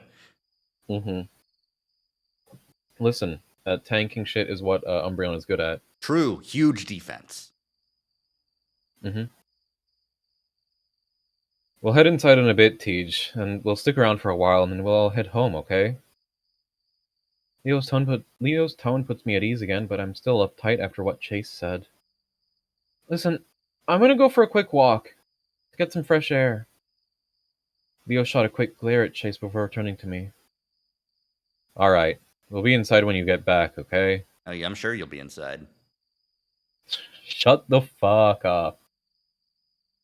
I nod, and because I don't want to have to say anything more, I turn and fast walk toward the road, passing under the dim lights of the parking lot as I do. Oh my god! Lungs fill with... Oh. Hmm? Sorry, just this is not posterized at all. Like, it is a little bit, but like, the filters on this are... Mm-hmm. It's not posterized, but it is on color reduction. Mm-hmm, mm-hmm. Which... That's so interesting. You know what my brain sees when I see a color-reduced image like this? Mm-hmm. LED street lamps. Yeah. But in 2010, especially in Echo or at least Peyton, these would still be not even halogens. These would be incandescent bulbs, you know? Well, it's possible. But like LEDs are so specifically tuned for like the white that they put out that it feels color reduced when you're like walking through them, you know? Mm-hmm. So that's the vibe that I get from these lights. Yeah. And also it is just shocking to see, like, you know, without the filter. Mm-hmm. Without the filter I'm familiar with. Anyways. Yeah. I notice my lungs fill with cold air and a pressure seems to lift off of my body. I wonder if that's what it's like to go through a panic attack. It sure felt like one. I struggle to undo my cufflinks, noticing how shaky my hands are, but I managed to undo the pins and let my wrist breathe. I loosen my tie and unbutton the top few buttons of my shirt, and feeling like I can actually breathe again. Sarah's gonna fucking pounce on you, dude. You Yeah. disheveled, panicky, sweaty TJ. Shut the fuck up. Yeah. Like, if you were already into TJ, right? Like, Mm-hmm. if I was a 15-year-old girl. Yeah. I look around at the long stretch of road that runs past the church. There are some houses nearby, but the road is pretty empty except for the street lamps. On the side of the road is a rocky, gravel-covered hill, while the other side is flat, open ground with the occasional house nearby. I stand on the side of the road under the street lamp for a few minutes more, and I don't really know why, but I take a step toward the darkness of Echo. As I walk down the road, I can feel the gravel shift under my toe pads, and it tickles my feet.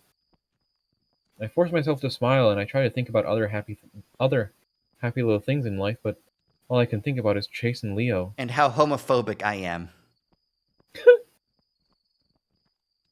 I force myself to smile and try to think about all the other happy things in life. This writer perfectly understands TJ. Yep.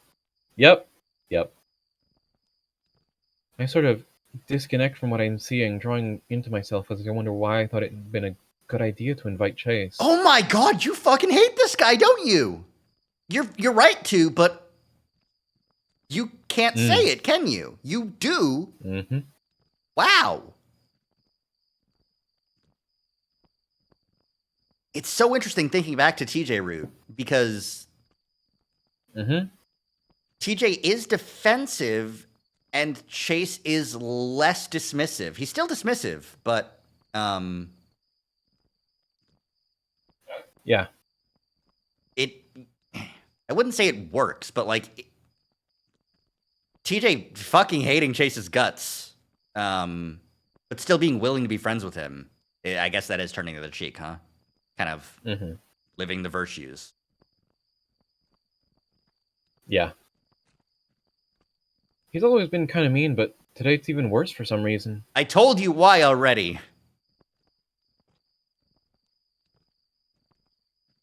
He'd always been okay with me and my beliefs, but I guess actually bringing him here had been too much. I stop and snap back to reality. Unfortunately for TJ, he doesn't seem to be aware of the conception around religion and evangelists. Because, oh boy, like there's the issue that a lot of people have with organized religion is that evangelists go around and truly in their heart of hearts believe that if you do not accept Christ as your Lord and Savior, you are damned to eternity in hell. And they want to save your immortal soul by any means necessary, which means they are fucking pushy bastards about it.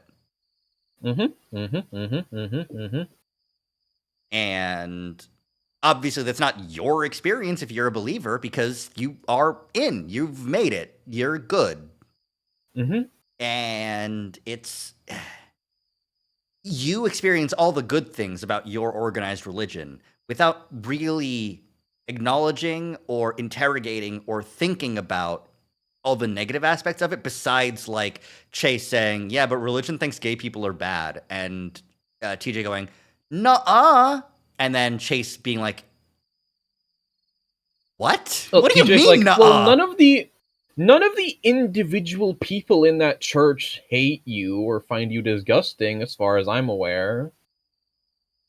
Like getting a bunch of registered Republican voters who just happen to not hate gay people themselves. It's like, sure, but by the nature of their funding, the group as a whole, it's also that like, it's TJ doesn't know if any of them like directly hate gay people as an entire concept, but he's pretty sure that none of them hate Chase as an individual, or which find is Chase fucking as baffling because disgusting. oh my god, Chase as an individual sucks. Yeah, but it's the whole thing of one of the good ones. Yeah. Kind of on both sides of the equation here. Like, also, everyone in the church is mostly amicable to Chase, either because they see him as one of the good ones, or because they are one of the good Christians who doesn't act like an absolute cunt about things that the book from 2,000 years ago says you should be an asshole about. Which also was like probably mistranslated because it's just, and also is self-contradictory. And also like most of the shit that you point out as I'm just following the rules that were set out, like, yeah, Jesus died so you didn't have to follow those anymore. That's the entire point. That was the entire point. You fucking anyway. Yeah. I will say though, I think the reason Chase is so upset at all times is because being gay is his only personality trait. Mm-hmm. Because like if it's his only interesting personality trait. Yeah. So the like him being overly defensive and overly like, yeah, but church still hate gay people. I'm gay people, right? I'm more gay people than I am Chase the individual. So anything negative against gay people, I hate really badly because that's the only thing I am. Yep, that's the only like interesting trait he perceives himself as having. Mm-hmm. So he defends it with all of his might, even when it's not 100% necessary for himself, for comfort, for, you know, socialization. Obviously, it would, and like, you should still like, you know, lobby and go to Pride and do all the things that are actually supporting your fellow gay people as well. But cutting yourself off from people in the community and your friends because, well, I get it's personal. It's a person-to-person decision on how to handle that. But the reason Chase is like this is definitely because he isn't, A, he doesn't view other people as people in general, but B, he doesn't view himself as anything other than a gay otter.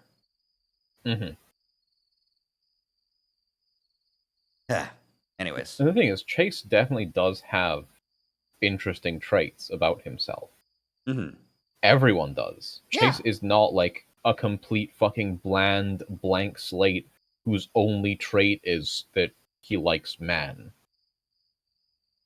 Like, there's other things about him. He's a fucking investigative journalist. Even if he wasn't an investigative journalist, which was like his second choice, he still wanted to be a historian, which is a very interesting aspect of reality. Is like looking into the past and documenting it. You have things that are interesting about you, but you know, anyway.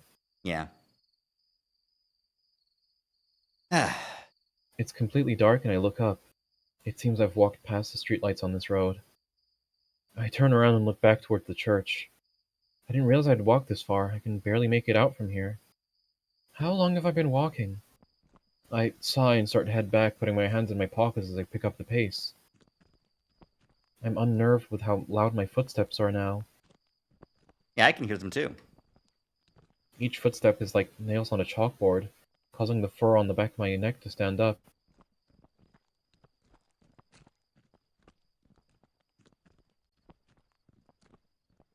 I'm kind of hearing a 1 2 1 2 1 2 as if there's something following him. Unless it's just the one crunch, but I can barely hear anything. Yeah, it's really quiet. The only reason I know there's sounds happening is that I can see it on the desktop audio monitor. Yeah. As I make it back under the closest street lamp, I check my phone to see what time it is. 9:30. I wish I'd checked before I started walking, but I figure the party should have at least an hour left. I continue walking and go to put my phone in my pocket. I miss and it tumbles to the ground. I stop to pick it up. The fur on the back of my neck stands up again. I thought I heard footsteps after I stopped walking. There were echoes, but something about a few of them sounded different. There were echo.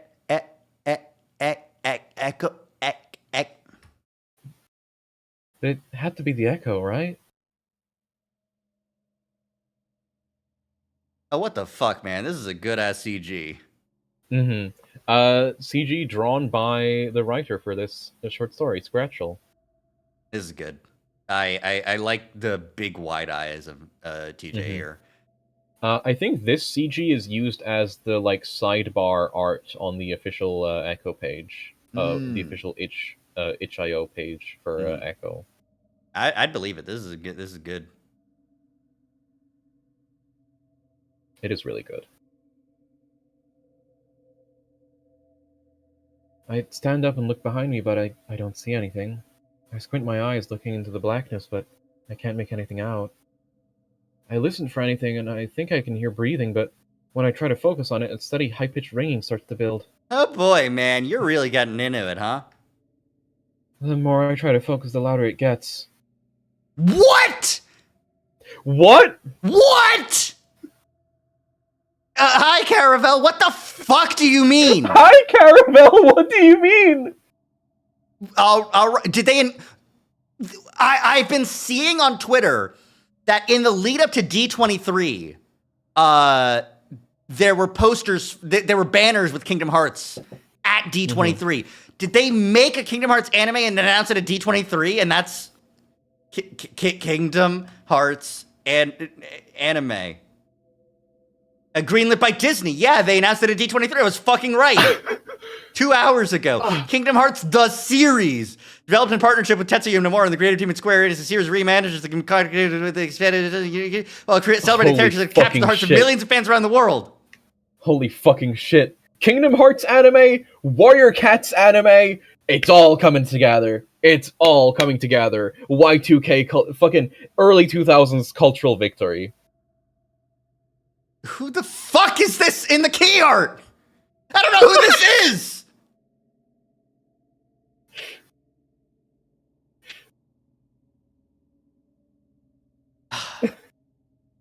I can't wait to know it's anything about Kingdom Hearts. It has to be an OC, yeah. I love scrolling through the Twitter post here for this announcement from Disney, and like the top one is that I'm seeing is Mastodon Toku PNG tuber. I've been waiting since I was a child. I can't believe it. The second one is Shiori Novella from Hololive. So true. Oh shit! Kingdom Hearts 4 is Underworld themed. That's crazy because it was already real life themed, wasn't it? Yeah, Coco and wait, Coco the Reaper from Twooey? No, Coco the fucking Pixar movie. About the afterlife. No, that makes sense. Yeah. Look, I don't give a shit about Disney. I give no shits about Disney. Give me more Squeenix crossovers. Give me more Nomura shit. It's Underworld 2003 themed. It's vampires versus werewolves with cool guns. Awesome. Hell yeah, awesome. With cool guns. I hope that they get sort of transform into a werewolf and vampire hybrid. Oh. Yeah, that happens. I know it happens. It happened in Kingdom Hearts 3 where he Fry, turned into a monster from Monsters, Inc. Hi, Caravel. Hi, Circuit Fry. Hi, friends. What the fuck? Do we have to take an entire sidebar here to talk about this, or can we continue? D23 also announces Frozen 3 designs. Frozen 3? We don't need a 3. No, we don't. Okay. Saw a bunch of fan art of Monster Aqua. That's fucking awesome. Aqua's great. She's like if Kingdom Hearts was good. Aqua from Deltarune. No. She does have a sword, but it's a keyblade.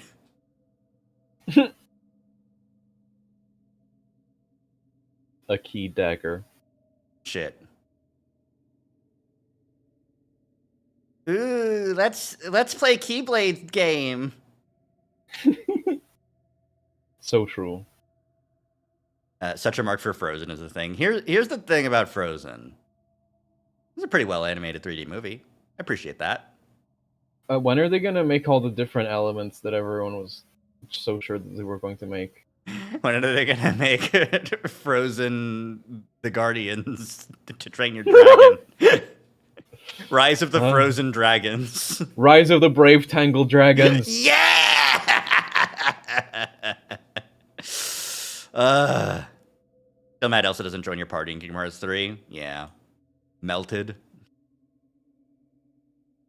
Kingdom Hearts is gonna be such a trip for you when you get through there, Amber. Yeah. Okay. Yeah. Frozen, melted, dusty, Wimdy. Long ago, the Four Nations. Every line a tangent. I try to focus on anything other than that sound, but there's nothing to hear. It's gotten so loud that I don't think I'd be able to hear a jet engine at this point. To be fair, this wasn't in every line of tangent. It's that Caravel jumped in and tangented us. Yeah, it's not even it wasn't even us going on a tangent. Someone dropped a fucking nuke in your chat. Tangent bomb. we're steeping in tangent radiation right now. The tangent rad meter is clicking like crazy. Frozen, melted, dusty, windy, watery, stony. This is the legend of the Bionicle. So true, bestie. I appreciate you letting us know, Caravel. This is crazy. Apologize for derailing. No, you've put Circuit Fry. You put a penny on the tracks. Caravel used a train derailer. Anyway, Caravel, to atone for this, stay and watch our entire Echo streams. Boy. Sora turning into an Echo character to make it into this world. Echo is a psychological horror furry visual novel. It's one of my favorite games of all time, and I'm making Zach play it. And I'm having a great time with it. We're doing media analysis. Right now, we're going through the various side stories, because we've already done 3 of the character routes, and we did the prequel game. So now we're just going through various side stories. I fucking knew it. I knew that if I checked the server that we're all in, I would see Caravel talking about this, and then Rari letting you guys know that we were fucking streaming. I knew it. I knew it in my heart of hearts.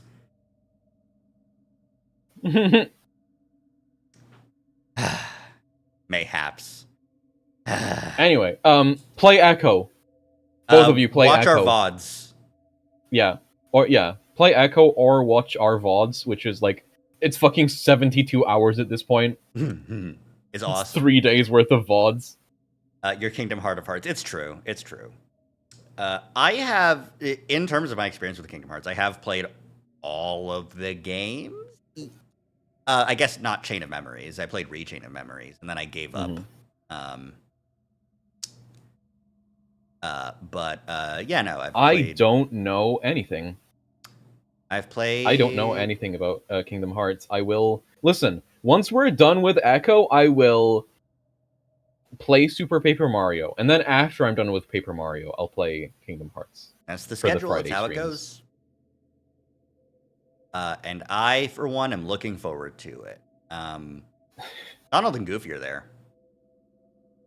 There is something you know? What is that? The Donald and Goofy are there? Because I know that. Oh, I know about Zeta Flare. It's so funny because it's like one of the few things to break containment because it's so fucked. Well, I know it because I know Final Fantasy. Beating that kid at the race in the beginning of the game is mandatory to progress in the game. I know that that's a lie. I know enough to know that that's a lie. I know enough to know that you're fucking with me, and even if you weren't fucking with me, by the time I get around to playing the game, I will have forgotten, so... Who gives a shit? Who give a shit? Who give a fuck? Who give a fucking shit? Anyways, Echo. Yep. I feel my lungs start to burn, and I realize I released the breath I hadn't realized I'd been holding. I was so focused on hearing something, anything other than that ringing, that I had ignored everything else. I inhale the night air pierced by the sound of my breath being released. I must be going crazy. I take one last look around and start back towards the church again. Once I step out of the light, I swear I can hear the footsteps start up behind me again. I focus on steadying my breathing and listening for any out-of-place sounds again. I keep my head low and try to catch a glimpse of anything out of the corner of my eyes. I look ahead to see how far I am from the church and my heart sinks. I'm not even close. I look towards the houses on the side of the road, but only one remains between me and the church and is still a few street lamps away. Even in the dark, I can see that it's a dilapidated mess and no lights shine from inside it. Hold on. Yep. I'm getting slightly tongue-tangled. That's so fair. We're kind of going a little bit fast here. Yeah. There are trees growing all around it and overtaking what's left of the house.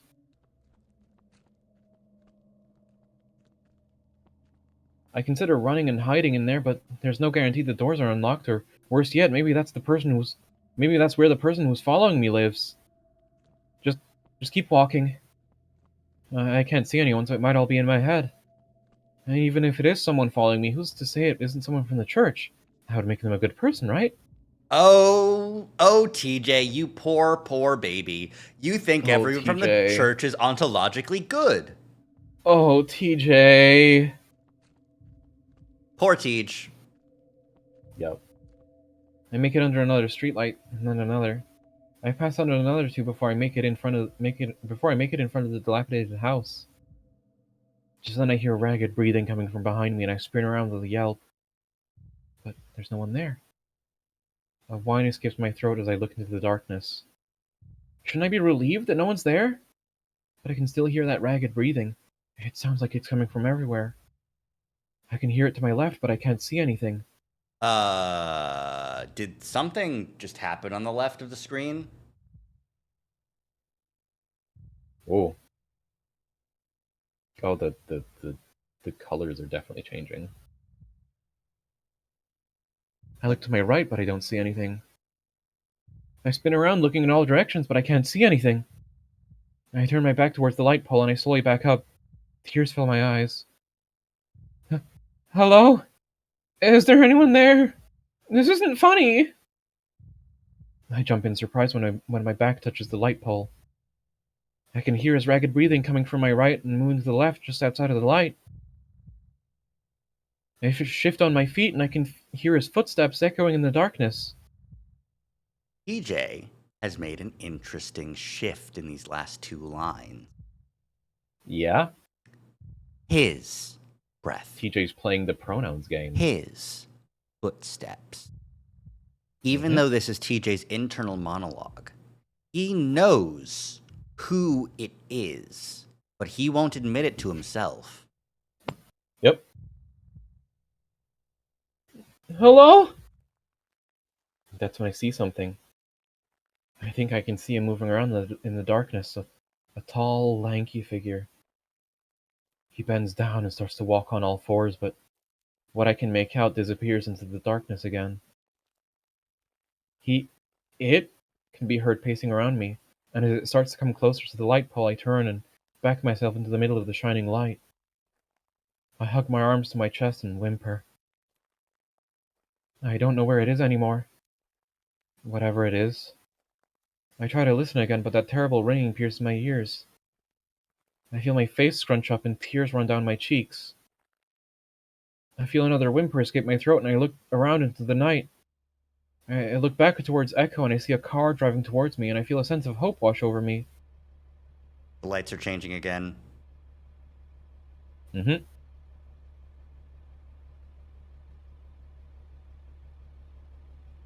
This is a GIF. Mm. Oh, no, the colors are coming back. I start to look around, making sure the thing isn't going to grab me out of the shadows. I start to wave down the car, but as it pulls closer, the lights dim and I can see into it. My heart sinks and I back away towards the light pole as I glimpse the silhouette of horns in the driver's seat and a bright red eye looking back at me. I stumble backwards away from the car. It pulls up next to me and rolls the window down. TJ? Carl? Carl nods in a manner that says the one and only, and he pulls a cigarette out of his mouth. Oh, man. Carl! I didn't think I'd see you this stream, buddy. What are you doing? I let out a sigh of relief and rush forward, grabbing at the door handle. Oh, there, TJ. I gotta unlock the door first. I fiddle with the handle, and Carl tells me to stop so he can open the door. Real. I force myself to let go, and I look around, afraid that something's going to jump out at me right before I can reach safety. I can smell something bad in the air now, like someone who hasn't bathed in months or a rotting dead animal. Maybe like some sort of a skunk or something. It's really weird, and I don't like it. That's just weed, TJ. It's fine. It's just weed. It's fine. It's closer now. No, only Carl's closer. I hear the doors click open and I scramble for the handle again. I can hear Carl mention the door being open and that I could sit in the front if I'd like, but I ignore him, too focused on getting inside the car. Yanking on the door, I step back to make room for it to swing outward, and in that moment I feel a presence and my hair raises on my neck. I rush to get into the back seat, and as I look down for the step, I swear I see a shadowy hand reaching from under the car. I quickly jump into the back seat and slam the door shut. Carl looks back at me with a smile. What are you doing out here, Tej? Feeling alright? Without looking at him, I mumble something about needing a walk. I'm still too busy checking to make sure nothing is waiting outside the car watching us, or trying to get in. I feel a shifting in my seat and the car starts to move. I take in a deep inward breath and let out a sigh of relief. I turn and look back over my shoulder at where I was trapped a few moments ago. I blink a few times to clear my eyes, and I can blurrily see the silhouette of a lanky, misshaped person standing just outside the light. But we pull too far away for me to make anything out clearly. I turn around and lean my head back into the headrest, and I close my eyes, feeling them well up with tears. I jump when Carl starts talking again. So, TJ, what the heck were you doing out there anyway? Did something happen? Oh, Carl, you're so nice and considerate. Heck. Yeah. I needed to clear my mind, so I went for a walk. Yeah, clearing your mind from the thoughts about sex, and then you almost got by the chuntling. Actually, I have no idea what that could be. Lanky, misshapen creature that alternates between standing upright and walking on all fours seems more like the creature that keeps everyone in echo. Duke. Yeah. The but, socket man. But that also, like, the descriptions sound... that creature's fucking huge, right? Like... It... I could also see that being just, like, a little bit of a lanky, like... a lankier chuntling where the proportions just off. Like the no things from Doctor Who. Yeah. Or just like a fucked up Sydney, you know? Like that's what I thought was happening. Was it might be a Sydney. Yeah. I mean, that's I certainly I picked up what you were putting down with the yeah. pointing out the pronouns. Yeah. And then switching back when he realized he was saying he. I think it's definitely that I think that was definitely on TJ's mind. But not something that he was like, I know that it's Sydney. He seems like he really didn't know what was happening. I think it was something that was on his mind, but not something that he was consciously aware of. Yeah, which would explain why he was like, it? No, yeah, that could be an it. I don't know. When he realized that he was saying he in his mind, he was like, Anyways. Yeah. All the way out here. I was at the church. I point out the window to the side of the car it would be on, but we're already past it into Peyton. I think about telling him what just happened, but I can't figure out how to explain it right now. Carl keeps asking me questions all the while, and I tell him about everything. Tell him about my evening, the party, Sarah, Chase and Leo. Could you tell Carl about getting an accidental boner while dancing with a girl? He'd make fun of you. Yeah. But he'd be like, no, don't worry, I get it. Yeah. I get random boners all the time. I just choose to jerk them off whenever they happen. Yeah. It's the only way I get any dopamine in this bitch of a world. Yeah. Anyways. I leave out everything that happened after I left the church for reasons I can't explain. I decide to focus on the part with Chase getting on my nerves, and he just laughs it off, saying, it's just how Chase and Leo are. Yeah, it kind of is. He asks if he should drop me off back at the church, and I tell him no, almost too quickly. I don't want to go back there, but I don't want to be alone. Poor fucking Sarah, man. Yeah.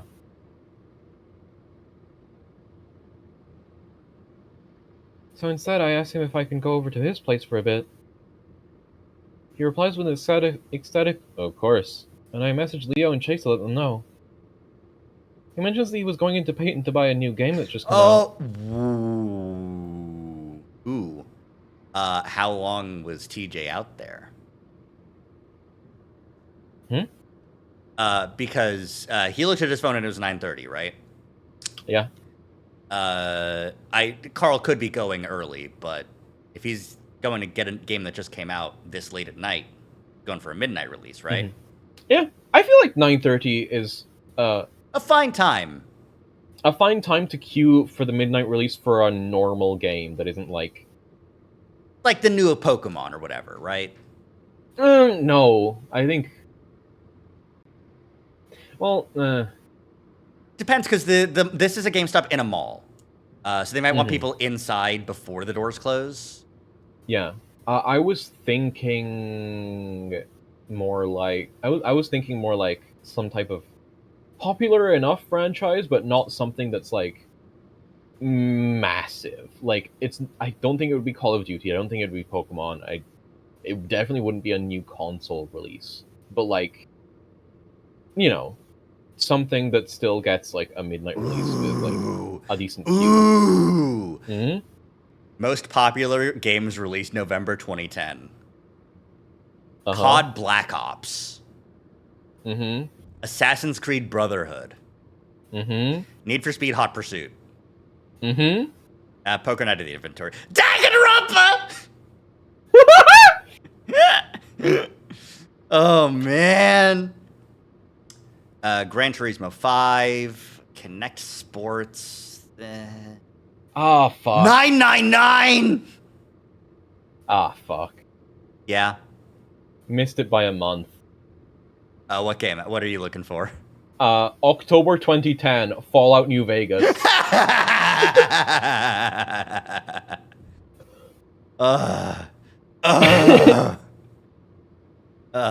Dragon Ball Raging Blast 2, Sonic Free Riders. Mm-hmm. Epic Mickey. He had his Epic Mickey out. Oh, God damn it! Anyways, that was a decent month for games. Yeah. I feel like there are months, there are individual months in gaming where decades happen, and decades where fucking nothing happens. Yep. Anyways. He laughs, saying he hopes I don't mind if we have to wait a bit for it. I mumbled that that's fine as long as the place we're going to is well lit. Okay. Alright, got a little bit scared there.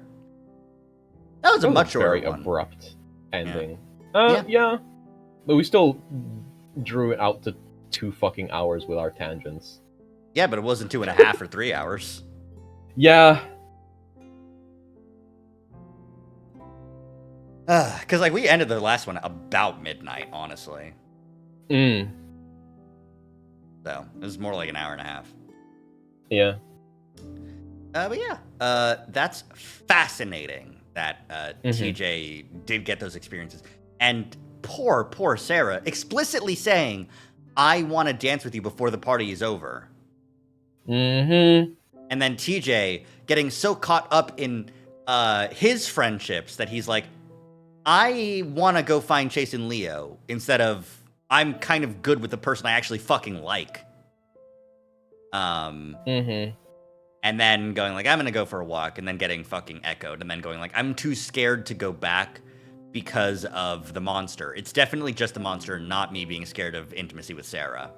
And admitting that I can be happy without being belittled, berated, made fun of for my beliefs. I can find someone that actually likes me for me. Yeah. That's terrifying. Also, I had a boner, and that's really embarrassing. Yeah. Which is fair, but, own up to it, coward. She liked the boner. Yeah. I guess she never said it, but she was definitely acting on it.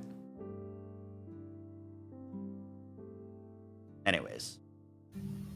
Mm-hmm.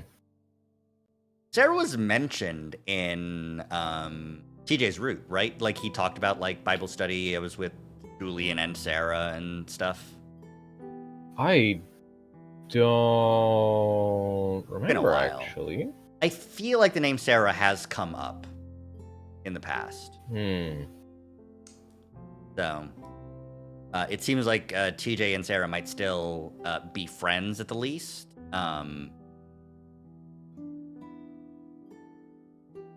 I can definitely see a good Christian girl who's maybe not so good being like, I will wait for him to fucking get a clue, you know?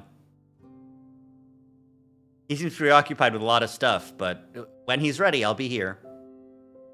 Yeah. Yeah. Well. Echo. Some very interesting side stories here. Next up in the side stories, we've got fucking date runaway party metaphor trip. So that's 1, 2, 1.5 streams, and then we can get into Jenna route. Well, it depends how quickly we get through them. We could probably do 3 in one stream if we don't. Well, if we don't do this with again. the Frizz, no way.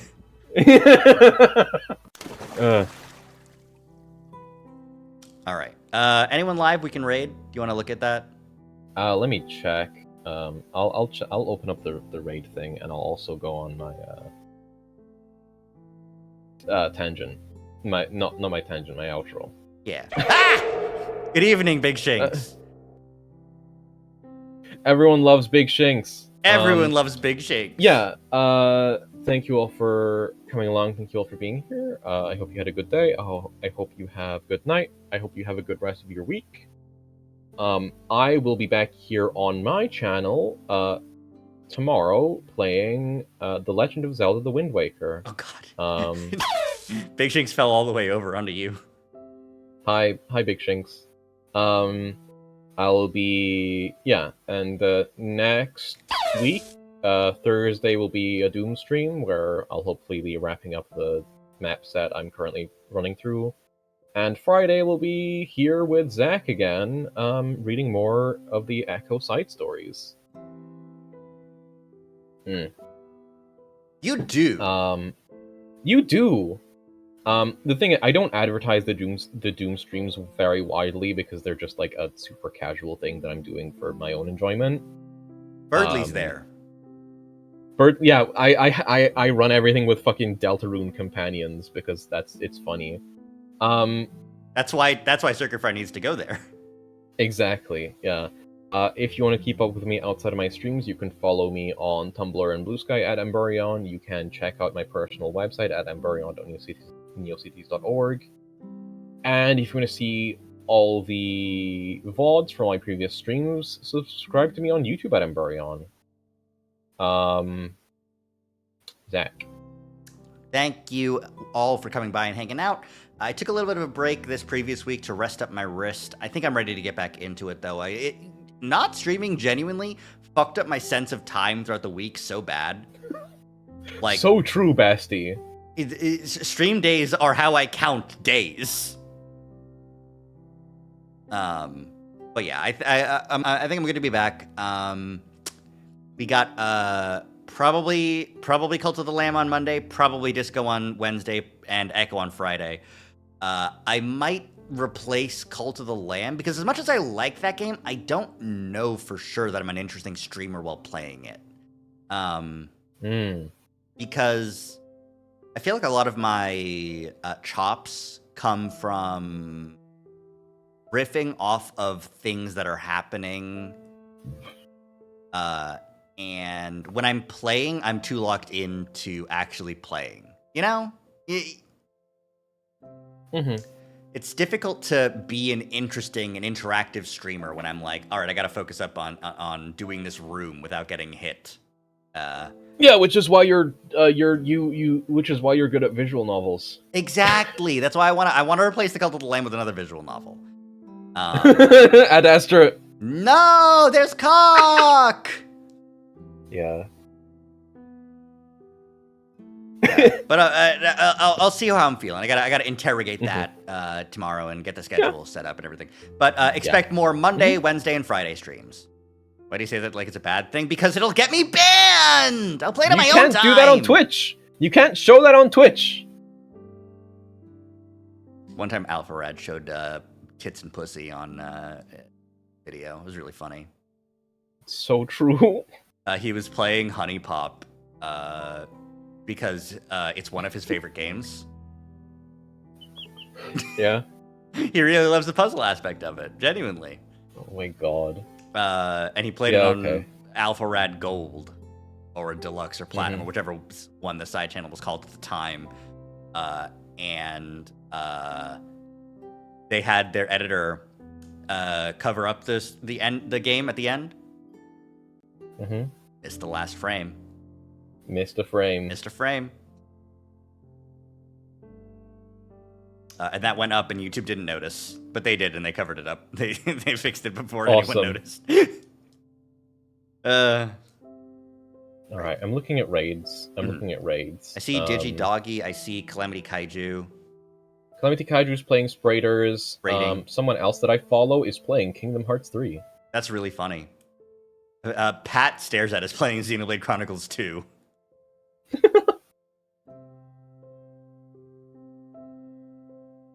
I tuned into a streamer one time who was streaming a Shark Girl dating game for laughs, but she didn't turn off nudity, and she put on such a frowny face when the actual amateurishly drawn nudes of the Shark Girl went up on live stream.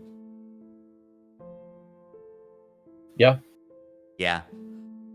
I was watching a shark friend of mine play Honey Pop 2, and it was a bad time. Yeah. Anyways. Oh god. Right. No, you remember now. I remember who you're talking about. I remember. Yeah. I pieced together who you were talking about. It's a mutual friend of mine, Amber's, and Circuit Fries. Yeah. Friend. Well, I can't say mutual friend and also like it's too much of a mouthful. Anyways, let's raid someone. Do you want to raid into Kingdom Hearts 3? Sure. Who's the streamer? Glasdale. Glasdale. Yeah, there we go. All right. Start raid? Start raid. Cool. Yeah, thank you all for coming along. Thank you all for being here. Thank you all for supporting me and Zach over the past 5 years. So many streaming years. It's kind of insane. How is it that we're still doing this? Because it's fun and it's a hobby. Yeah.